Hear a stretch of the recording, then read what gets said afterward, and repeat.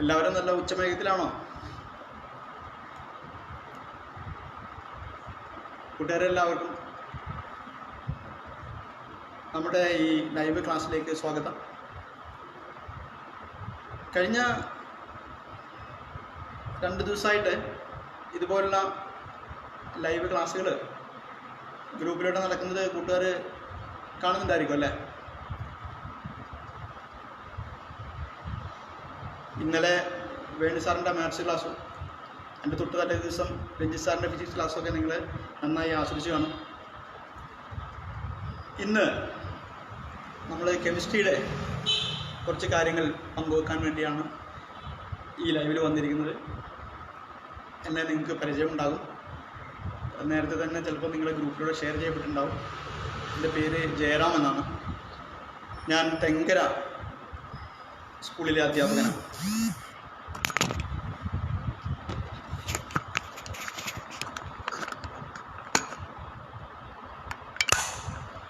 Okay,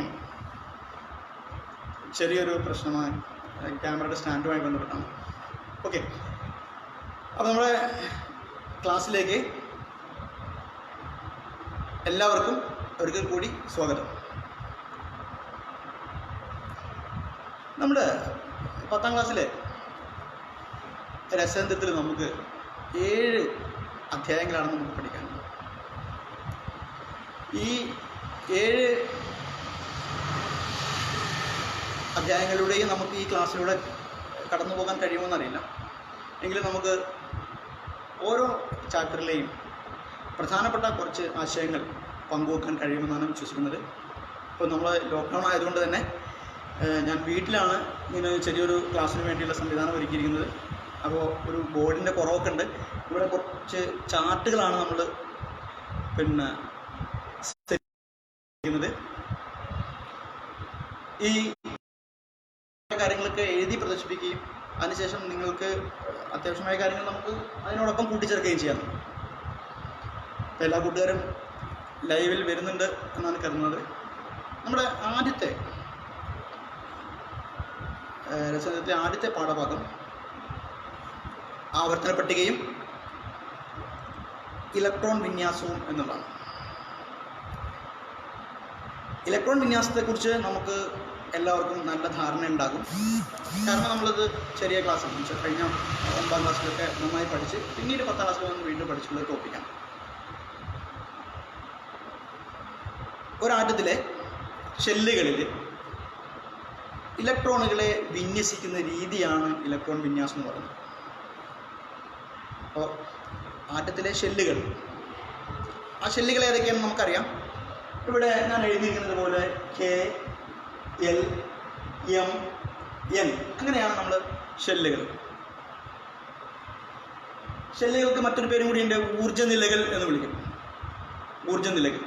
അപ്പോൾ K shell, L shell, M shell, N shell, ഇതൊക്കെ ഓരോ ഊർജ്ജനിലകളാണ്. ഈ ഷെല്ലുകൾക്ക് നമ്മൾ നമ്പരും കൊടുക്കാറുണ്ട്. ഇപ്പോൾ K ഷെല്ലിൻ്റെ നമ്പർ 1 ആണ്. Kയുടെ നമ്പർ എത്രയാണ്? 1. അപ്പോൾ ഷെൽ നമ്പർ 1 ആണ്. L ഷെല്ലിൻ്റെ 2, M-ൻ്റെ 3, N-ൻ്റെ 4.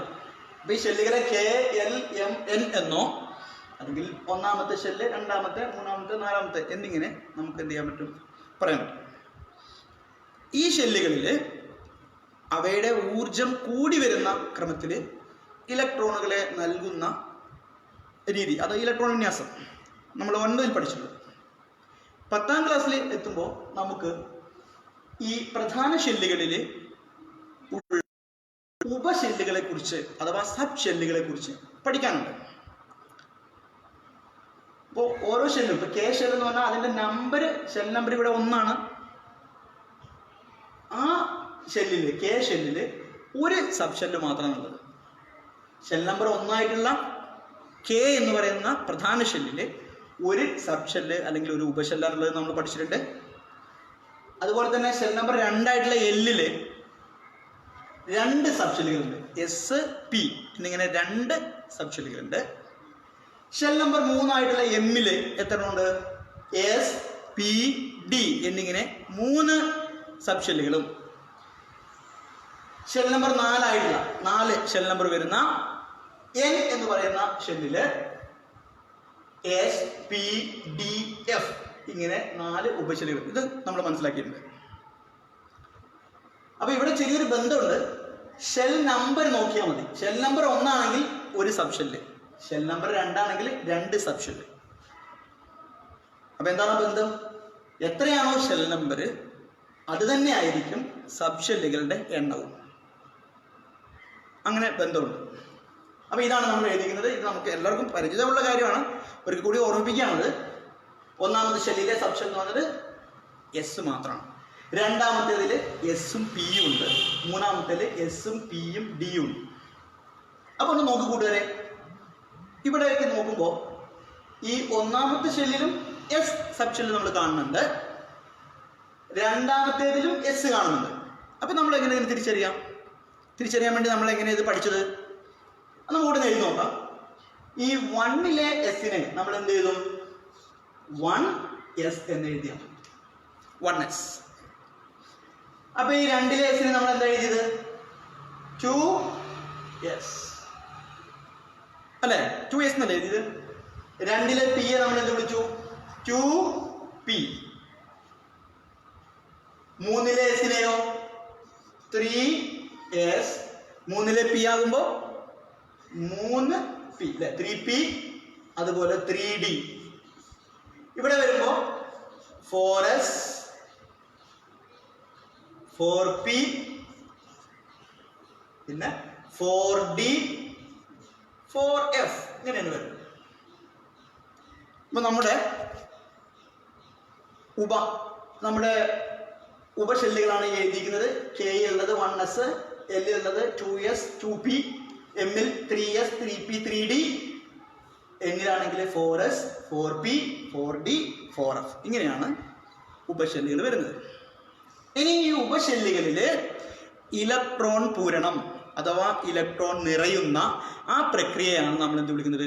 സബ് ഷെൽ ഇലക്ട്രോൺ വിന്യാസം. അത് എഴുതുന്നതാണ് നമ്മൾ സബ് ഷെൽ ഇലക്ട്രോൺ വിന്യാസം എന്ന പേരിൽ അറിയപ്പെടുന്നത്. സബ് ഷെൽ ഇലക്ട്രോൺ വിന്യാസം. അപ്പോൾ സബ് ഷെൽ ഇലക്ട്രോൺ വിന്യാസം എഴുതാൻ വേണ്ടിയിട്ട് നമ്മൾ സ്വീകരിക്കുന്ന രീതികൾ എന്ന് പറയുന്നത്, നേരത്തെ നമ്മൾ ഈ കെയിലും എല്ലിലും എമ്മിലും ഒക്കെ ഇലക്ട്രോൺ കൊടുത്തിട്ടുള്ള ഒരു രീതിയില്ലേ, അതേ രീതി അവലംബിച്ചുകൊണ്ട് തന്നെയാണ് നമ്മൾ സബ് ഷെല്ലുകളിലും ഇലക്ട്രോൺ പൂരണം നടത്തുന്നത്. എന്ന് പറഞ്ഞാൽ ഊർജം ഏറ്റവും കുറവുള്ള കെ ഷെൽ ആദ്യം നിറഞ്ഞു, പിന്നീട് ഊർജം കൂടിയ എൽ ഷെല്ല്, പിന്നീട് എം, പിന്നീട് എൻ, അങ്ങനെയാണ് നിറഞ്ഞത്. അതുപോലെ തന്നെ സബ് ഷെല്ലുകളിലും ഊർജം കുറവുള്ളതാണ് ആദ്യം നിറയുന്നത്, പിന്നീട് ഊർജം കൂടി വരുന്ന ക്രമത്തിലാണ് എന്ത് ചെയ്യുന്നത്? ഇലക്ട്രോണുകൾ നിറയുന്നത്. അപ്പോൾ അങ്ങനെ ചെയ്യണമെന്നുണ്ടെങ്കിൽ ഈ സബ് ഷെല്ലുകളുടെ ഊർജം കൂടി വരുന്ന ക്രമം നമുക്ക് കൃത്യമായിട്ട് അറിഞ്ഞിരിക്കണം. ഏറ്റവും പ്രധാനപ്പെട്ട കാര്യമാണത്. സബ് ഷെല്ലുകളുടെ ഊർജം കൂടി വരുന്ന ക്രമം ഏതാണ് എന്ന് നമുക്ക് കൃത്യമായിട്ട് ധാരണ ഉണ്ടാകണം. അതുപോലെ ഈ SPDF ഈ ഓരോ ഉപഷെല്ലിലും അഥവാ സബ് ഷെല്ലിലും ഉൾക്കൊള്ളുന്ന പരമാവധി ഇലക്ട്രോണുകളുടെ എണ്ണവും നമുക്കറിയണം. എത്ര ഇലക്ട്രോണാണ് കൊള്ളുക എന്നത് നമുക്ക് കൃത്യമായിട്ട് ധാരണ ഉണ്ടാകും. അപ്പോൾ അതിനു വേണ്ടി ഇവിടെ കുറച്ച് കാര്യങ്ങൾ എഴുതിയിട്ടുണ്ടെന്ന് ശ്രദ്ധിക്കുക. നിങ്ങൾ ചാർട്ട് കാണാൻ കഴിയുമെന്ന് വിശ്വസിക്കുന്നു. സബ് ഷെല്ലുകളിൽ പരമാവധി കൊള്ളുന്ന ഇലക്ട്രോണുകളാണ് നിങ്ങൾക്കറിയാവുന്നത് തന്നെയായിരിക്കും. എസിൽ എത്രയാണ്? എല്ലാ എസിലും എത്ര കൊള്ളുക? 2. അതായത് 1s-ലും 2 കൊള്ളുക, 2s-ലും 2, 4s-ലാണ്. അപ്പൊ എല്ലാ എസ് സബ് ഷെല്ലുകളിലും പരമാവധി കൊള്ളുന്നത് 2ആണ്. അഥവാ അതിനകത്ത് 1 വേണേ ആവാൻ കേട്ടോ. ഒരു ഇലക്ട്രോണോ ഉള്ളെങ്കിൽ അത് 1 ഉണ്ടാവുള്ളൂ. പക്ഷെ മാക്സിമം എത്ര ഉണ്ടാവുക? 2. അതേപോലെ പിയിൽ പരമാവധി എത്ര കൊള്ളുക? 6, ഡിയിൽ പരമാവധി 10, എഫിൽ പരമാവധി 14. ഇങ്ങനെയാണ് സബ് ഷെല്ലുകളിൽ കൊള്ളുന്ന ഇലക്ട്രോണുകളുടെ എണ്ണം വരുന്നത്. ഇനി ഊർജക്രമത്തെ കുറിച്ചാണ് നമ്മൾ പറയുന്നത്. ഊർജക്രമം കണ്ടുപിടിക്കാൻ വേണ്ടി ഈ ഒരു ചാർട്ടിന്റെ ഏറ്റവും അടിഭാഗത്ത് ഞാൻ വരഞ്ഞു വെച്ചിരിക്കുന്ന ഒരു ടേബിളിലേക്ക് നിങ്ങളൊന്ന് ശ്രദ്ധിച്ചേ. എല്ലാവരും ഈ ടേബിളിലേക്ക് ഒന്ന് ശ്രദ്ധിച്ച് നോക്കിയാൽ ഇത് വരയ്ക്കാൻ വേണ്ടി വളരെ എളുപ്പമാണ്. ഇതിലിപ്പോൾ ഞാൻ എഴുതി വെച്ചിട്ടുണ്ട് കേട്ടോ. പക്ഷെ ഇത് നിങ്ങൾ ചെയ്യേണ്ടത് ഊർജം കൂടി വരുന്ന ക്രമത്തിൽ ഉപശെല്ലുകളെ ലഭിക്കാൻ വേണ്ടിയിട്ട് ഇത് കാണാതെ പഠിക്കേണ്ട കാര്യമില്ല. ഞാനൊന്നും കാണാതെ പഠിച്ചിട്ടില്ല. ഇത് കാണാതെ പഠിക്കാതെ നമുക്ക് പെട്ടെന്ന് എപ്പോൾ വേണമെങ്കിലും ഏത് ഷെല്ലിനാണ് ഊർജ്ജം കൂടി വരുന്നത് അങ്ങനെ നോക്കാൻ വേണ്ടിയിട്ട് ഒരു എളുപ്പ വഴിയാണ് ഈ ബോർഡിൽ ഞാൻ വരച്ചു വെച്ചിരിക്കുന്നത്. നിങ്ങൾക്ക് പരിചയപ്പെട്ടിട്ടുണ്ടാവും, ചിലപ്പോൾ നിങ്ങൾക്ക് അറിയുണ്ടാവും. എങ്കിലും ഒന്നുകൂടെ അറിയാത്ത കൂട്ടുകാരുണ്ടെങ്കിൽ നന്നായി ശ്രദ്ധിക്കണേ. വെറുതെ നമ്മൾ എന്ത് ചെയ്യുന്നത്, ഇത് എഴുതി നിന്നിപ്പോൾ നിങ്ങൾ ശ്രദ്ധിക്കണ്ട. ഇതുപോലെ ഒരു ബോക്സ് കള്ളികൾ കുറേ വരയ്ക്കുക. ഇങ്ങനെ കുറച്ച് എന്താ പറയുക കോളങ്ങളും ഇതുപോലെ കുറച്ച് റോകളുകൾ വരച്ചാൽ മതി. ബ്ലാങ്ക് ആയിട്ട് വരയ്ക്കുക. എന്നിട്ട് അതിൽ ആദ്യത്തെ കള്ളിയിൽ 1s എന്ന് എഴുതുക. ഈ 1s ഇവിടുത്തെ ആണ്, കെയുടെ ഉപഷെല്ലാണ് 1s, അത് നമ്മളിവിടെ എഴുതി. ഇനി രണ്ടാമത്തെ ഷെല്ലിന്റെ സബ്ഷെല്ലിൽ എഴുതുമ്പോൾ അത് രണ്ടാമത്തെ വരിയിൽ എഴുതണം കേട്ടോ. ഇവിടെ തന്നെ എഴുതരുത്, രണ്ടാമത്തേൽ എഴുതുക. അപ്പൊ 2s 2p. മൂന്നാമത്തെ എഴുതുമ്പോൾ അത് മൂന്നാമത്തെ കോളത്തിൽ മാത്രം തുടങ്ങുക. ഇവിടെ മൂന്നാമത്തിൽ തുടങ്ങുക 3s 3p 3d അങ്ങനെ. നാലാമത്തെ എഴുതുമ്പോൾ നാലാമത്തെ കള്ളിയിൽ തുടങ്ങുക 4s 4p 4d 4f. അഞ്ചാമത്തെ നമ്മൾ അഞ്ചാമത്തെ കള്ളിയിൽ തുടങ്ങുക. ഇവിടെ നിങ്ങളുടെ അഞ്ചാമത്തെ കള്ളിയിൽ തുടങ്ങുക 5s 5p 5d 5f. ആറാമത്തെ എഴുതുമ്പോഴോ ഇവിടെ ആറാമത്തെ കളി തുടങ്ങാം 6s 6p 6d 6f. ഈ രീതിയിൽ ഒന്ന് എഴുതിയിട്ട് നമ്മളിത് ഇങ്ങനെ വായിച്ചു നോക്കൂ. കണ്ടോ, ഈ കള്ളിയിൽ എന്ത് മാത്രമേ ഉള്ളൂ 1s, ഇത് അവിടെ എഴുതിയിരുന്നു 1s. ഈ കള്ളിയിൽ എന്ത് മാത്രമേ ഉള്ളൂ 2s, അപ്പൊ 2s എഴുതി. പിന്നെ 2p 3s 2p 3s. അത് കഴിഞ്ഞാൽ വരിക 3p 4s 3p 4s. പിന്നെ അടുത്ത കളി നമ്മൾ വായിക്കാൻ തുടങ്ങുന്നു 3d. കണ്ടോ, 4s കഴിഞ്ഞിട്ടാണ് 3d വന്നത്. 4s ഇവിടെ 3d വന്നു 3d. അത് കഴിഞ്ഞപ്പോൾ എന്ത് വന്നു 4p, അവിടെ 4p വന്നു. പിന്നെ അത് കഴിഞ്ഞാൽ 5s. അത് കഴിഞ്ഞാൽ ഏതാ വരിക 4d. അത് കഴിഞ്ഞാൽ 5p 6s 4f അങ്ങനെ പോകുന്നു. പക്ഷെ കൂട്ടുകാരെ, നമുക്ക് ഇത്രയൊന്നും ആവശ്യമില്ല. സാധാരണ നമ്മുടെ ക്ലാസ് മുറിയിൽ ഇതുവരെ ചെയ്തിട്ടുള്ള പിന്നെ പ്രശ്നങ്ങളിലെല്ലാം ചോദ്യങ്ങളിലെല്ലാം തന്നെ നമ്മൾ 3d 4s ആ 4p ആ രീതിയിലേക്ക് പോയിട്ടുണ്ടാവുള്ളൂ.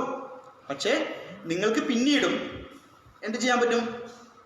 തീർച്ചയായിട്ടും ഈ മാർഗം ഉപയോഗിച്ചുകൊണ്ട് ഉപശെല്ലുകളുടെ ഊർജക്രമം ഏതാണെന്ന് കൃത്യമായിട്ട് മനസ്സിലാക്കാൻ വേണ്ടി പറ്റും. അപ്പൊ ഈ രീതി നിങ്ങൾ ഫോളോ ചെയ്ത് നന്നായിരിക്കും തോന്നുന്നു. അങ്ങനെയാണെങ്കിൽ നമ്മുടെ ഉപശെല്ലുകളുടെ ഊർജക്രമം ഒന്നുകൂടെ വായിക്കുന്നു.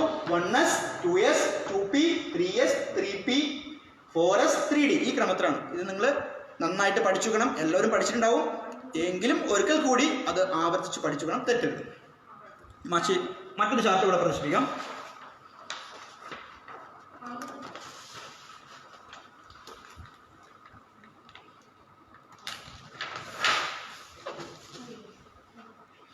ഓക്കെ, അപ്പോൾ ഇവിടെ നമ്മൾ വേറൊരു ചാർട്ട് പ്രദർശിപ്പിച്ചിട്ടുണ്ട്.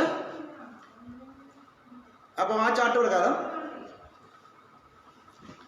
ഓക്കെ, ഈ രണ്ടാമത്തെ ചാർട്ട് ശ്രദ്ധിക്കാം. ഇവിടെ നമ്മൾ അറ്റോമിക നമ്പറുകൾ നൽകിയിട്ടുണ്ട്. അറ്റോമിക നമ്പർ എന്ന് പറഞ്ഞാൽ എന്താണ്? ഇലക്ട്രോണിന്റെ എണ്ണമാണ്. അറ്റോമിക നമ്പർ എന്ന് പറഞ്ഞത് ഇലക്ട്രോണിന്റെ എണ്ണമാണ്.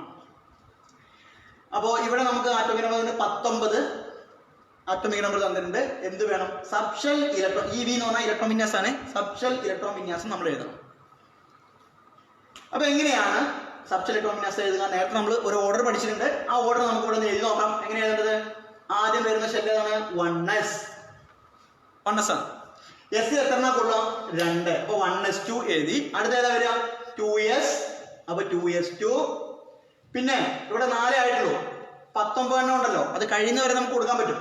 അപ്പൊ 2p 6 വന്നു. പിന്നെ ഏതാ വരിക? 3s2 3p 6. ഇപ്പൊ എത്രയായി? 6 4 10. ഇവിടെ 18 ആയി. അപ്പൊ 3p6 വരെ വന്നു. അപ്പൊ 1s2 2s2 2p6 3s2 3p6 കഴിഞ്ഞ ഏതാ വരിക? 4s1. ഓക്കെ, അപ്പോ നോക്കാം. 1s2 2s2 2p6 3s2 3p6 പിന്നെ ഏതാ ഊർജക്രമം വന്നത്? 4s1 ആണ്. ഓക്കെ, അപ്പൊ ഇതാണ് 19ന്റെ സബ്ഷെൽ ഇലക്ട്രോൺ വിന്യാസം. നമ്മൾ ഇങ്ങനെ എഴുതി ഊർജക്രമം നോക്കിയിട്ട് നമ്മൾ എഴുതുമ്പോൾ ഇങ്ങനെയാണ് വരുന്നത് 4s1. വീണ്ടും ഒരു 19 കൂടെ ഇവിടെ എഴുതിയിട്ടുണ്ട്. അതിന്റെ സബ്ഷെൽ നമ്മൾ ഒരിക്കൽ കൂടി എഴുതാനാണ്. രണ്ടാമത്തെ രീതി നിങ്ങൾ മനസ്സിലാക്കിയിട്ടുണ്ടാവും, അല്ലെങ്കിൽ ആ രീതി കൂടി നമ്മൾ അറിഞ്ഞിരിക്കണം. രണ്ടാമത്തെ രീതി എന്താണ്? സബ്ഷെൽ ഇലക്ട്രോൺ വിന്യാസം എഴുതാൻ വേണ്ടി ഇങ്ങനെ ഒരു രീതിയുണ്ട്. ഇത് കൂടാതെ മറ്റൊരു രീതിയും കൂടി ഉണ്ട്. അതെന്താണ്? ഇവിടെ എത്രയാണ് വരുന്നത് ആറ്റോമിക് നമ്പർ? 19 അല്ലേ? 19ന്റെ തൊട്ട് മുമ്പ് വരുന്ന അലസവാതകം ഏതാണ്? അതിന്റെ ആറ്റോമിക് നമ്പർ എത്രയായിരിക്കും? 18 ആയിരിക്കും. 18 ഉള്ളത് ആരാണ്? ആർഗൺ. ആർഗനാണ് 18 വരുന്നത്. അപ്പൊ ആ 18 വരെ ഇതാണോ ഇത്രയും ഭാഗം 18 വരെ നമ്മൾ എന്ത് ചെയ്യാം? ആർഗൺ എന്ന് കൊടുത്തിട്ട് ഒരു സ്ക്വയർ ബ്രാക്കറ്റ് കൊടുക്കുക. സ്ക്വയർ ബ്രാക്കറ്റ് കൊടുത്തിട്ട് ബാക്കി വരുന്നത് ഇത്രയും നമ്മൾ ആർഗണിന്റെയാണ്, ബാക്കി വരുന്ന 4s1. ഇങ്ങനെ ഒരു രീതിയും നമ്മൾ മനസ്സിലാക്കിയിട്ടുണ്ട്. അപ്പൊ അതും കൂടി ഒന്ന് നമ്മൾ അറിഞ്ഞിരിക്കണം. അപ്പോൾ ആറ്റോമിക് നമ്പർ 19 ആണെങ്കിൽ ഇങ്ങനെ എഴുതാം, അതല്ലെങ്കിൽ ഇതുപോലും എഴുതാം. മനസ്സിലാക്കണമെന്ന് വിശ്വസിക്കുന്നു. ഇനി നമുക്ക് അറ്റോമിക് നമ്പർ 24 ഒരു മൂലകത്തിന്റെ സബ്ഷെൽ ഇലക്ട്രോൺ വിന്യാസം എഴുതി നോക്കാം. അറ്റോമിക് നമ്പർ 24 ആണ്. അപ്പൊ അതെങ്ങനെ എഴുതും? 1s2, പിന്നെ 2s2, 2p6, അടുത്തത് എന്ത് വരും? 3s2, 3p6 ആയി. ഇപ്പൊ നോക്കുക, ഇവിടെ 6, 8, 10, 12, 6, 18 ആയി. 18 കഴിഞ്ഞാൽ നോക്കൂ, ഇവിടെ നോക്കിയാൽ എത്ര വരിക? 18 കഴിഞ്ഞാൽ 24 ഉള്ളത്, അതിൽ 18 നമ്മളിപ്പോ കൊടുത്തു കഴിഞ്ഞു. ഇനി അവശേഷിക്കുന്നത് എത്ര എണ്ണായിരിക്കും? 18 കഴിഞ്ഞാൽ 6 ആയിരിക്കും അല്ലെ? 6. അപ്പൊ 6 ആയിരിക്കുമ്പോ അടുത്ത സബ്ഷെല്ലിൽ വരുന്നത് 4s ആണ്. അത് കഴിഞ്ഞാൽ 4sൽ എന്തായാലും 2 എണ്ണേ പരമാവധി കൊള്ളൂ. അപ്പൊ 6 എണ്ണം നമ്മുടെ കയ്യിൽ ബാക്കി ഉണ്ടെങ്കിൽ ഈ 4sൽ 2 കഴിഞ്ഞാൽ വീണ്ടും നമുക്ക് എവിടേക്ക് കൊടുക്കേണ്ടി വരും? 3Dയിൽ കൂടി കൊടുക്കേണ്ടി വരും. എത്ര എണ്ണം കൊടുക്കേണ്ടി വരും? 4 എണ്ണം കൊടുക്കേണ്ടി വരും. ശരിയല്ലേ?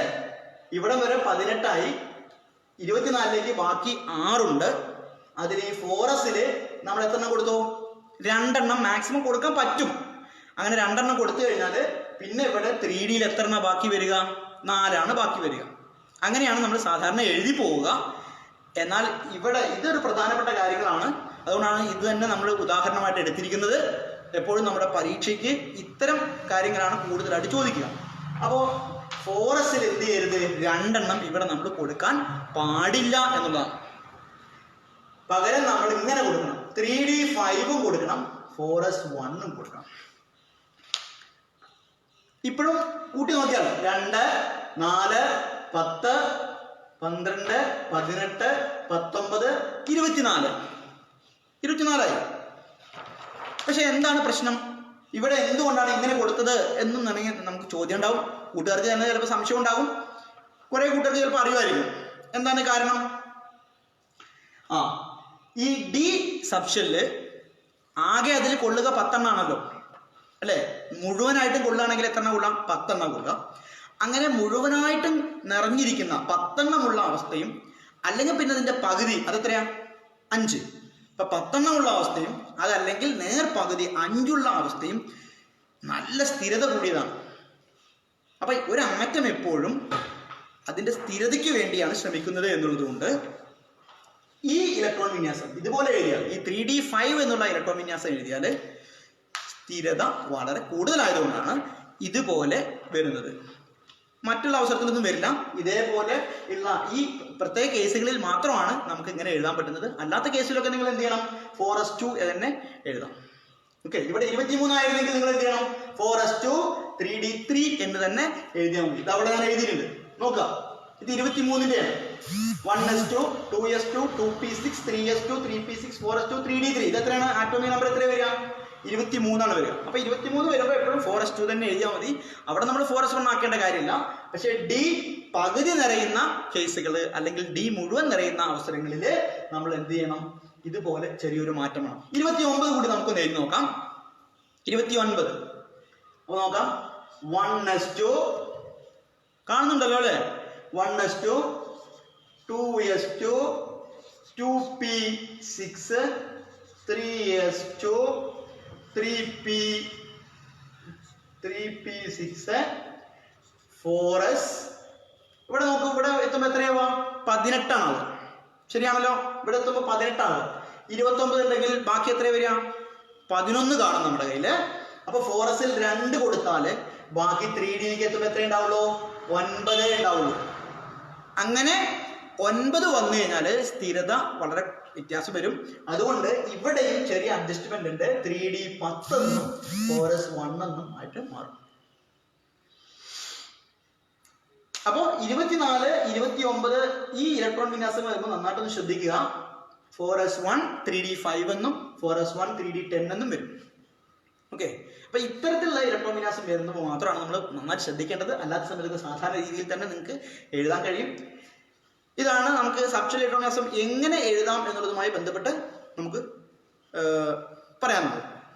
ഇനി ഈ സബ്ഷെൽ ഇലക്ട്രോൺ വിന്യാസം എന്ന് പറഞ്ഞാൽ ശരിക്കും പറഞ്ഞാൽ ഒരു ആറ്റത്തെ സംബന്ധിച്ച് അതിനെക്കുറിച്ചുള്ള ഒരുപാട് വിവരങ്ങൾ നമുക്ക് തരുന്ന ഒരു ഡാറ്റയാണത്.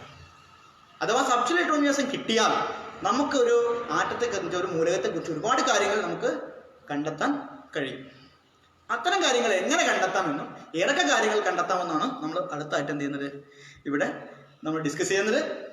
അത് വളരെ പ്രധാനപ്പെട്ട ഒരു ചോദ്യം കൂടിയാണ്. നിങ്ങളുടെ പരീക്ഷയ്ക്ക് ചോദിക്കുന്ന ഏറ്റവും പ്രധാനപ്പെട്ട ചോദ്യമാണ്, ചോദിക്കാൻ സാധ്യതയുള്ള ഒരു ഭാഗം കൂടിയാണത്. അപ്പൊ നോക്കുക, സബ്ഷെൽ ഇലക്ട്രോൺ വിന്യാസത്തിൽ നിന്നും നമുക്ക് കണ്ടെത്താൻ കഴിയുന്ന കാര്യങ്ങൾ ഇവിടെ ഞാൻ എഴുതിയിട്ടുണ്ട്. 6 എണ്ണം പോയിന്റ് ഔട്ട് ചെയ്തിട്ടുണ്ട്. നമുക്കൊന്ന് വായിക്കാമത്. ഒന്നാമതായിട്ട് സബ്ഷെൽ ഇലക്ട്രോൺ വിന്യാസം എന്ന് പറഞ്ഞാൽ നമുക്ക് ആറ്റോമിക നമ്പർ കാണാൻ പറ്റും. അതുപോലെ തന്നെ ഇലക്ട്രോണുകളുടെ എണ്ണവും കാണാൻ കഴിയും. ഇവിടെ എഴുതിയിരിക്കുന്നത് നിങ്ങൾക്കൊന്ന് വായിക്കാൻ പറ്റും, നോക്കൂ.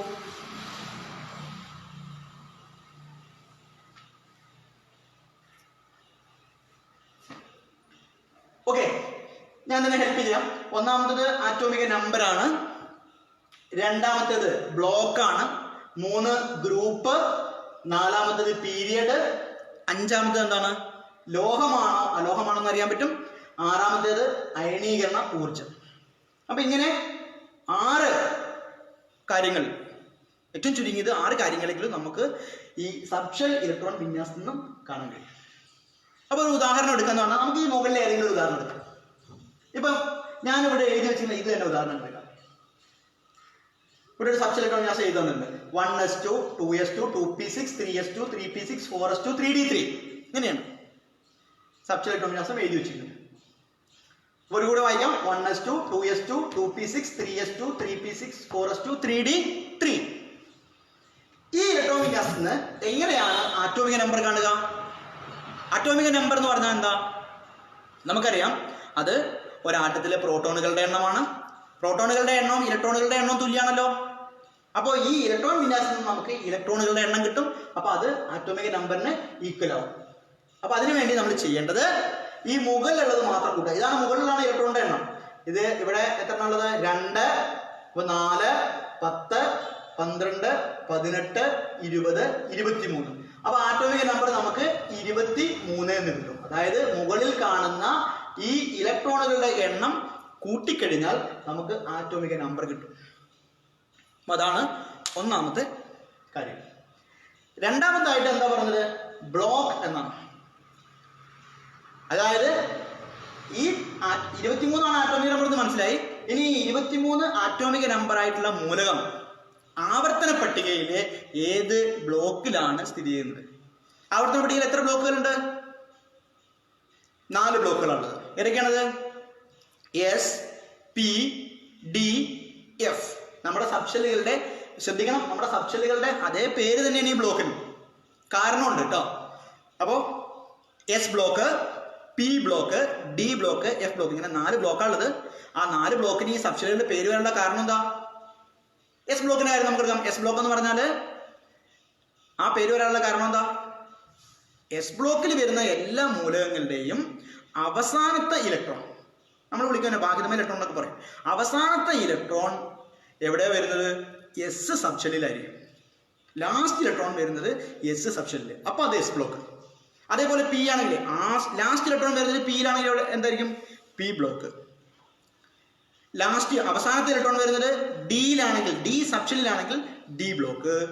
അതേപോലെ ലാസ്റ്റ് ഇലക്ട്രോൺ അഥവാ അവസാനത്തെ ഇലക്ട്രോൺ വന്ന് നിറയുന്നത് എഫ് സബ്ഷെല്ലിലാണെങ്കിൽ എഫ് ബ്ലോക്ക്. അതുകൊണ്ടാണ് നമ്മുടെ സബ്ഷെല്ലുകളുടെ അതേ പേരിലുള്ള ബ്ലോക്കുകൾ വന്നത്. ഓക്കെ, അപ്പൊ നമുക്ക് ഈ സബ്ഷെൽ ഇലക്ട്രോൺ വിന്യാസം നോക്കിക്കഴിഞ്ഞാൽ ഇതിന്റെ അവസാനത്തെ ഇലക്ട്രോൺ എവിടെ വന്നിരിക്കും നോക്കൂ. 3d3 എന്നാണ് എഴുതിയിരിക്കുന്നത് അവസാനം. 3d3 എന്ന് വെച്ചാൽ അവസാനത്തെ ഇലക്ട്രോൺ വന്നിരിക്കുന്നത് ഡി സബ്ഷെല്ലിലായതുകൊണ്ട് ഇത് ഏത് ബ്ലോക്ക് ആയിരിക്കും? ഡി ബ്ലോക്ക് ആയിരിക്കും. ഇത് ഡി ബ്ലോക്ക് ആണെന്ന് മനസ്സിലായി. അപ്പൊ ഇവിടെ നമ്മളിപ്പോ ഇവിടെ 19 എന്ന് മുകളിൽ എഴുതിയൊരു ഉദാഹരണം ഉണ്ട്. 19 എഴുതിയപ്പോൾ നമുക്ക് കിട്ടിയിരിക്കുന്നത് എന്താണ്? 3p6 4s1 എന്നാണ്. 4s1 എന്ന് വെച്ചാൽ അവസാനത്തെ ഇലക്ട്രോൺ നിറഞ്ഞിരിക്കുന്നത് എസ് സബ്ഷെല്ലിലാണ്. അപ്പൊ ഏത് ബ്ലോക്ക് ആയിരിക്കും? എസിൽ വന്നാൽ എസ് ബ്ലോക്ക്. ഓക്കെ, അപ്പൊ ബ്ലോക്ക് നമുക്ക് കിട്ടി. അത് അവസാനത്തെ ഇലക്ട്രോൺ നോക്കിയാണ് നമ്മൾ ഈ ബ്ലോക്ക് കണ്ടെത്തുന്നത്. ഇനി ഗ്രൂപ്പിലേക്ക് വരാം. നമുക്ക് ഗ്രൂപ്പിലേക്ക് വരുമ്പോൾ എങ്ങനെയാണ് ഗ്രൂപ്പ് നമുക്ക് നോക്കുന്നത്?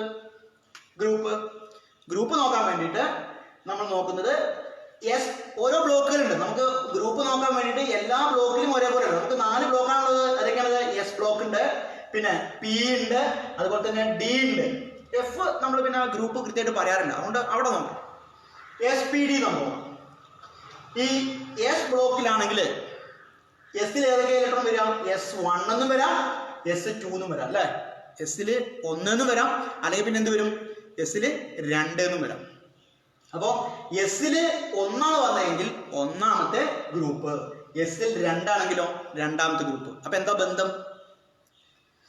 എസ് സബ്ഷെല്ലില് എത്ര ഇലക്ട്രോണുകളാണ് ഉള്ളത്, ആ ഇലക്ട്രോണിന്റെ എണ്ണം തന്നെയാണ് ഗ്രൂപ്പ് നമ്പർ. ഒരു ഇലക്ട്രോൺ വന്നാൽ ഗ്രൂപ്പ് നമ്പർ 1, 2 ഇലക്ട്രോൺ വന്നാൽ ഗ്രൂപ്പ് നമ്പർ 2. ഇനി പിയിലേക്ക് പോയാലോ? പിയിലേക്ക് പോയാല് P1 എന്ന് പറഞ്ഞാൽ എത്രയെന്ന് അറിയോ? P1 എന്ന് പറഞ്ഞാൽ ഇതിന്റെ കൂടെ ഒരു 12 കൂട്ടാം.